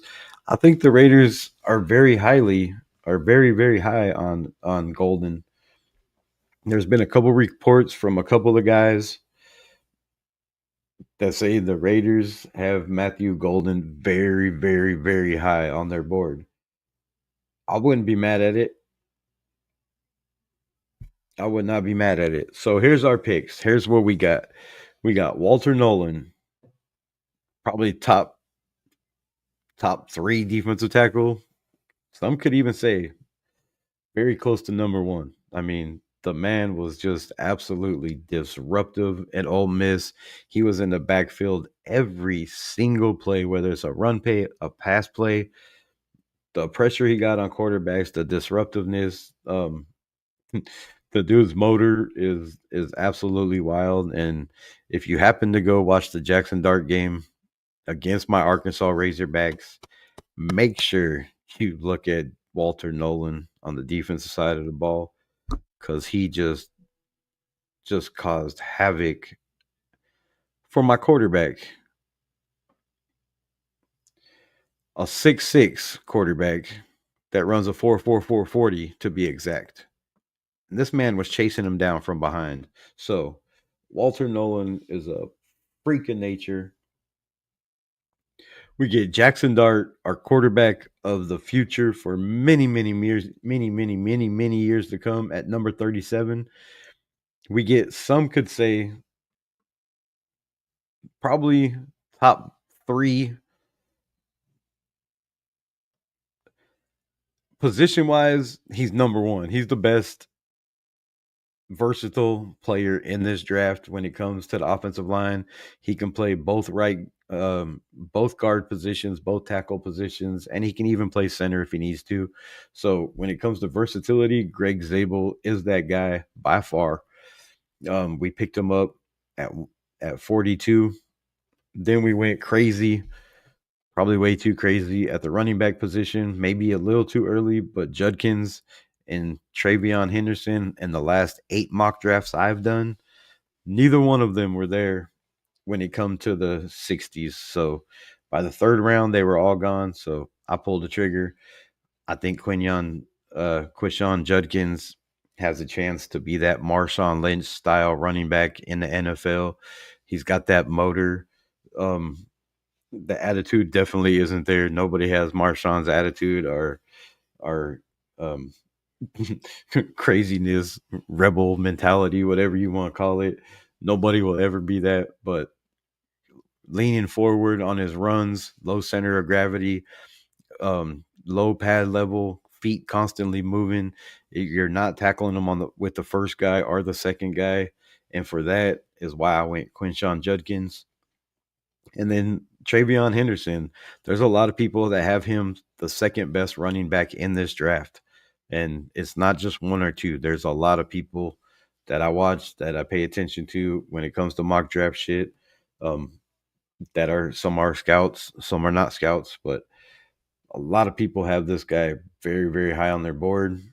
And we got him at 73. So we have 2 running backs of the future, and I think both of them could definitely be that Detroit style,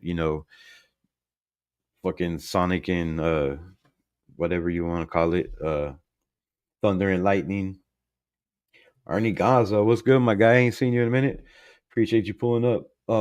Then we reached at Zach Beck. I know it's a reach.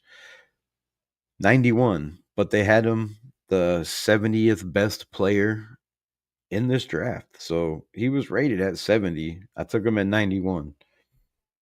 I think it's pretty good value. I think that kid's going to be a Lad McConkey style receiver in this league. Just reminds me of that kind of guy, gritty, wants to be out there every play and can do shit with the ball in his hands, right? Can make crazy good catches.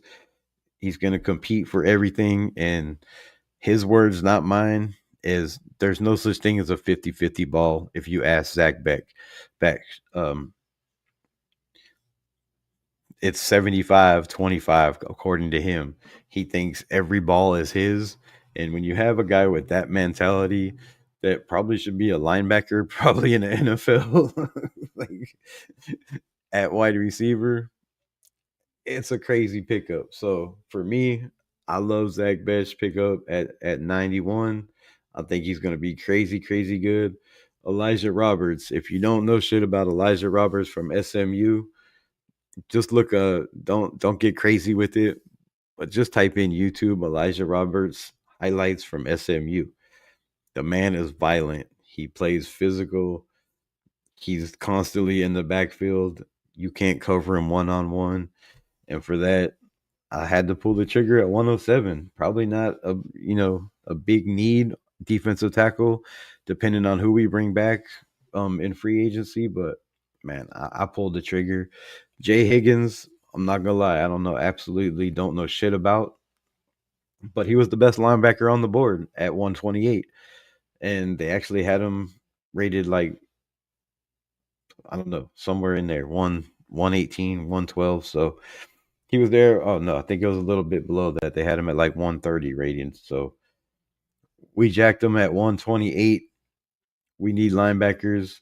Miles Frazier, LSU, pretty damn good guard. I don't know, might have been a reach there. They had him a little higher. He was rated like the 50th best player, so we took him at 144. It was the best guard on the board. That's what I went with. Willie Lampkin, another guard out of North Carolina. Just go watch film on Ollie Gordon. He runs a lot behind this bulldozer. Just a road grader when it comes to the run game, passing game. You know, could use work, but still, Miles Frazier definitely is a starting guard in the NFL, especially with the guards that we have. I think he is an upgrade from Dylan Parham, size wise, speed wise, technique wise. Um, Meredith, I don't know. I don't know. I might have to question that. Willie Lampkin, probably not going to start. Wait, I said all that shit wrong. Willie Lampkin, you know what I mean. Um, was the was the blocker for Ollie Gordon, North Carolina.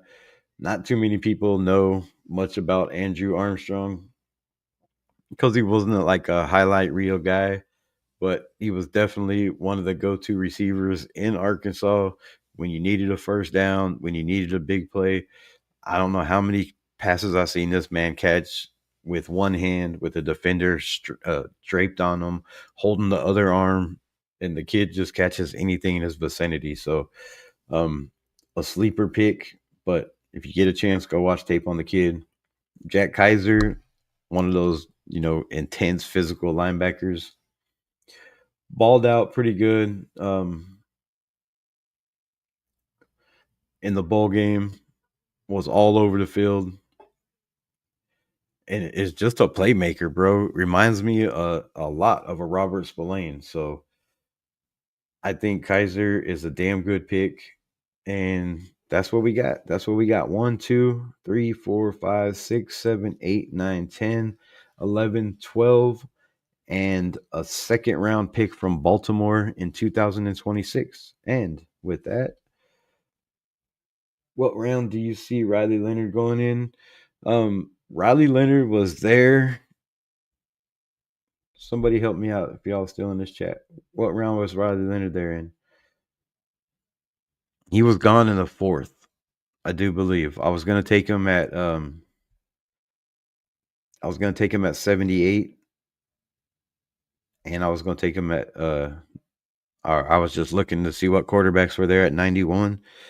I believe he was still there at 73 and 91. So somewhere after that, Riley Leonard was off the board, and I can't tell you where he went to, but I do know Will Howard went to the Cleveland Browns because somebody asked me to look that shit up.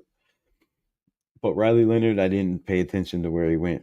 But whoever got Riley Leonard was a steal. And the only reason I didn't pick Riley Leonard is because I went with Jackson Dart at 37.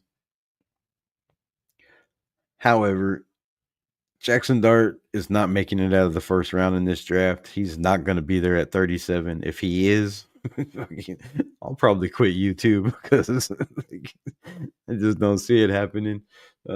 This might be my last live. No, just kidding.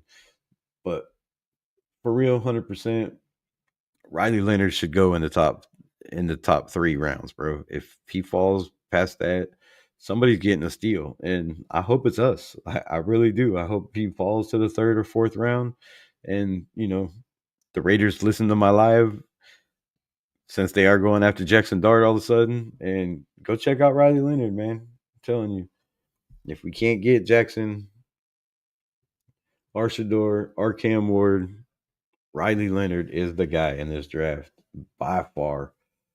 What is the truth level? What is your trust level in Spy Tech? Mine is an 8 for Carroll. I think Spy Tech is probably the best GM we could have drafted, and it's not with the Brady connection. It has nothing to do with the Brady connection. There's a couple reasons, and most of them are from reports I've heard. But reports I've heard are the running backs that he likes are a lot of the running backs that I seem to like. A lot of the quarterbacks that this man style quarterback that he likes is a lot of guys that I like. So I think Spike Test is a genius, bro. I think he helped, was a major part in developing and bringing in the team that is currently, around Baker Mayfield, and was the guy bringing in Baker Mayfield. So he has a knack for talent. He is very good at evaluating guys, evaluating not just their talent by their numbers, but their character, right? Their want to study, their want to get better, how good of a teammate they are, how good of a person they are. He's not just drafted on talent alone. So I think for that reason, I give him 8 or 9. I mean, I'll give him an 8. I think with the potential to definitely be a 10. I think with Brady, I feel with Brady in the building, with the connection and the years they've known each other, with the potential. Why is this still up? Definitely with the potential of the players, the running backs that a lot of people didn't even go draft, and what Bucky Brooks that he went and drafted last year contributed big time. Um, you know, the way the Tampa Bay Bucks lost both of their receivers during this, excuse me, golly, lost both of their receivers during the season. I think that is huge. The way that team went from a pass first team to mid season, changing it up and going, all right, we lost two of our receivers and we're gonna plug them with some young guys that don't get many reps, and we're gonna turn to a power run team and run the ball down people's throat and still win football games. So the fact that they, have the talent on the roster that they can adjust on the fly, I think says a lot for Spytek and his knowledge for football and character of people. Like I think, and I know he's not the only one, because I said this about our last GM in Tom Telesco, that it wasn't just him in the draft, right? It's a collective group of people, and I think he surrounded himself, and I know for a fact that Pete Carroll have surrounded himself with top guys in this building. Like they're letting guys go that I've been complaining about in this organization for a long time, that I thought, should have been moved on from when we changed coaches and GMs over and over again. So I'm super high on Spytek. I think, only time will tell. But if you look at the people, the caliber of people, um, the position of need, the main thing, right? Position of need. If you look at Philadelphia, position of need, I mean, position needs, right? The trenches, defensive line, defensive tackle, um, defensive tackle, defensive end, offensive line, safety, corner, quarterback. Like these are all like right high needs. Without those in the NFL, you don't win games. So the fact that they build the trenches, the offensive line, the defensive line, they constantly have solid safeties, solid corners, positions that we seem to lack year in and year out, right? The quarterback position, the offensive line, the defensive line, safeties, corners, running backs. These are all positions they draft well. So I'm super high on Spytek, and I think we're going in a damn good direction. I really do. Um, First Graham, then Golden, Henderson, Zabel, Beck, Fifth, and Howard. I like that. I would take Howard. I'm not, Jay Higgins, Iowa linebacker, is fast and good tackler. Nice. I already got to that. Spytek. B Beasley, what's good, my guy? If we don't get Shedeur, this entire draft is a total fail. That's a crazy take, bro. That's the wild take I've ever seen. Like we don't need um we don't need Shedeur Sanders to have this draft successful. Matter of fact, I'm going to go the total opposite of you. I think if we get Shedeur Sanders, this draft is a total fail. And I'm going to tell you why. It's not because of Shedeur Sanders. It's not because of his football capability or, you know, the person he is, because I've never met the dude. I don't know, his character or none of that shit. So I can't judge any of it. But just the fact that if we do get him, we're probably going to have to move up to get him. And that's going to ruin this whole entire draft. Taking players away from this team for this year, next year, and possibly a year after that is just wild. So I disagree totally. I think if we draft Shedeur, like I said, it's because we moved up. And, a lot of people say he's going to be there at 6. That was the whole reason for this video. I just don't see him being there at 6. I think Shedeur Sanders is going to be a giant. And a lot of people say it's going to be Cam Ward. I just don't see that happening. I don't see it. I think Shedeur is their guy. Now, Cam Ward could be their guy. And if that does happen, maybe Cleveland does take Shedeur. But if they don't, watch for him to definitely fall. Definitely fall. And it might be past 6. It might be past 6. We might pass on him. That's probably a crazy take. Is if Shedeur Sanders is there, do you see Chip Kelly, Spytek, and Pete Carroll passing on Shedeur Sanders? I mean, you could take him, but if people are offering you the amount of trade value that we got offered tonight or anywhere near that, do you really think, and this will probably be the pinned comment at the end of the video, but do y'all really feel Shedeur Sanders at number 6 is the best pick when somebody's offering you to move back 6 spots and give you another second, a third, and a fifth round? Like, I mean, I don't know if people are willing to offer that, but it is very, very possible in this draft because, like I said before, there are teams that made the playoffs, that were a game away from the playoffs, um, that need defensive tackles, that need defensive ends, that need guards, that need corners. And there's a lot of these players that, there might only be one corner in this draft that's a first round. There might be only one tackle in this draft that's definitely a top 10 pick. There might be only one running back and 3 receivers in this draft that are first round caliber. So the one thing we do know is there's a lot of defensive guys in this draft, and there could be some teams, like I said, and I'll say it again, could be willing to move up to solidify that, top 10 pick defensive tackle or defensive end when you've just seen what Philly did. So look for that to definitely be on board. Spytek loves free agent quarterbacks. Who would you sign or keep? Minshew, AOC, run it back in the late rounds? Well, first of all, Minshew, no, I'm not keeping him anywhere near this team. And if they have any brains in this building, which I believe they all have a lot of brains, unless they see something crazy and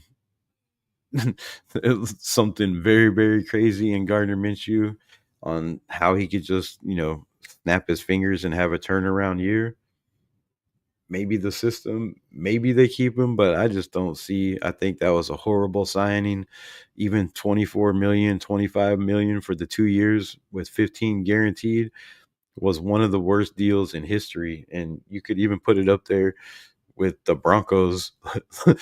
Yes, the Broncos paying Russell Wilson $240 million to let him go to the Steelers. And yes, I did just compare $240 million to $25 million because it cost us one of the worst seasons we've ever had. So I am not running it back. Shit with Gardner Minshew. go back and rewatch the live. I talked about Aiden O'Connell, what I felt about Aiden O'Connell, and where I thought Aiden O'Connell is going to be start the season. He could very well be the starting quarterback. It could work out that way. Um, if Shedeur falls to 6, would you draft him instead of Mason Graham or McMillan? I'm not a McMillan fan. I've said this over and over again. I don't think he's the best receiver in this draft. I don't. I don't. I think he's the tallest. I think he has the best size. I don't think Terrion McMillan is the best receiver in this draft. I have a lot of receivers ahead of him, a lot. And maybe tomorrow I'll break it down. Matter of fact, yeah, tomorrow we will break down some wide receivers in this draft class because I don't see McMillan being number one. Now, a lot of people might, but to me, he's not my number one receiver. So if Ward falls to us at 6, I mean, I don't see us not taking him just because of the Brady connection and all that shit there. If Shador's there at 6 and we're picking at 6, we have no offers to trade back, then I'm probably taking him. And I hate to say it, but yeah, I wouldn't take him. I wouldn't take him. But I feel the Raiders will. So if he's there at 6, I think with all the talk of Shedeur coming to the Raiders all year long and all that bullshit, um, the silver and black cleats that the Raiders sent him that he never wore, but he decided to wear the red and blue ones in the final game of his career in college, I think says it all. Like I think it says it all. He's going to the Giants. But if he's there, I mean, I see the Raiders take. I don't see the Raiders passing on him. Best draft would be Dart round 1. Where'd that go? O line Jake Majors round 2. Running back linebacker round 3. I mean, that would be your best scenario draft. I think we have bigger needs than that. I think the best draft for me would be if we could get the number 1 tackle, the number 1 guard, the number 1 running back, and then a quarterback in the 3rd or 4th round, I'd be happy with that. Like, I think we could win ball games with Will Howard. I think we could win ball games with Riley Leonard. I think any team can win games with Riley Leonard or Will Howard. I think we could even win games with Gabriel, but it just depends on which way they go.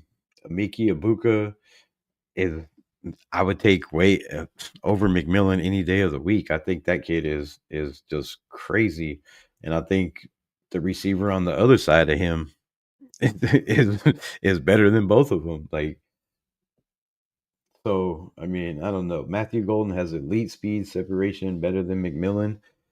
I like his speed. Now, we'll get to it. We'll get to it tomorrow. We'll get to the receivers tomorrow. That's what we'll do.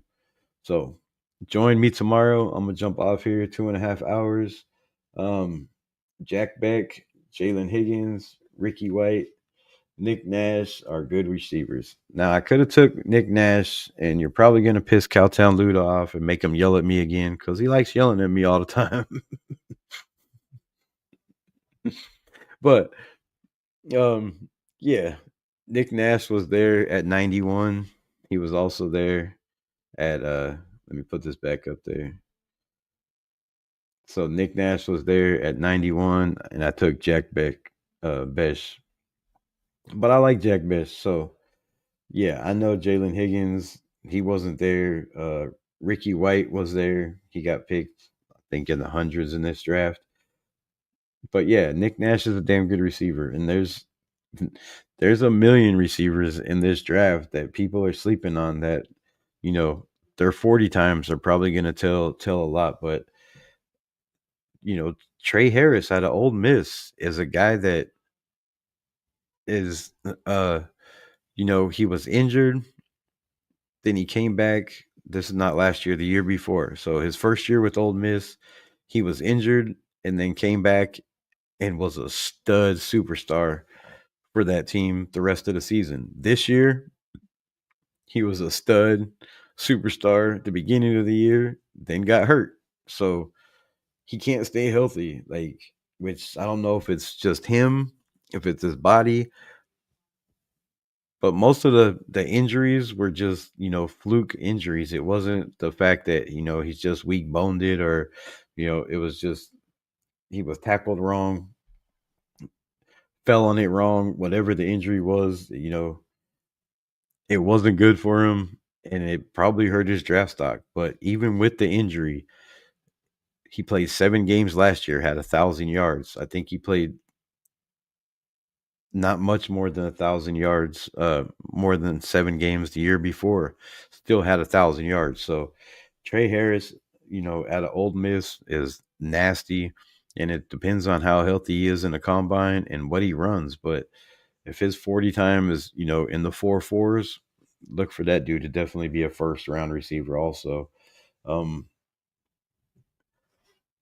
Savannah Williams will surprise everyone from TCU. I agree. I agree. He's not surprising me though. So he's going to surprise some people. I agree 100%. And there's a couple guys from TCU in this draft that not wide receiver, but players that a lot of guys are sleeping on. So I appreciate everybody. Much love. Hit them likes if y'all haven't. Subscribe to the channel if you're not. Also, we are allowed shit. Can now do super chats and also become a member if you'd like to become a member to the channel. Click on the thing, check out the perks. If you'd like to join up. We would love to have you over as a part of the Unleashed family. So, the Unleashed Nation family, I guess that's what it's called now. The Unleashed Nation family. So, if you want to be a part of that, you know what to do. Go check it out. And as always, Raiders. Peace, my nation. Much love. Tomorrow, same time. Don't forget wide receiver breakdown. And then we will decide. But I think pretty much from here until the draft, every week will be some kind of draft scenario, some kind of mock draft. I don't know. We'll figure it out. But appreciate y'all. As always, much love. Peace.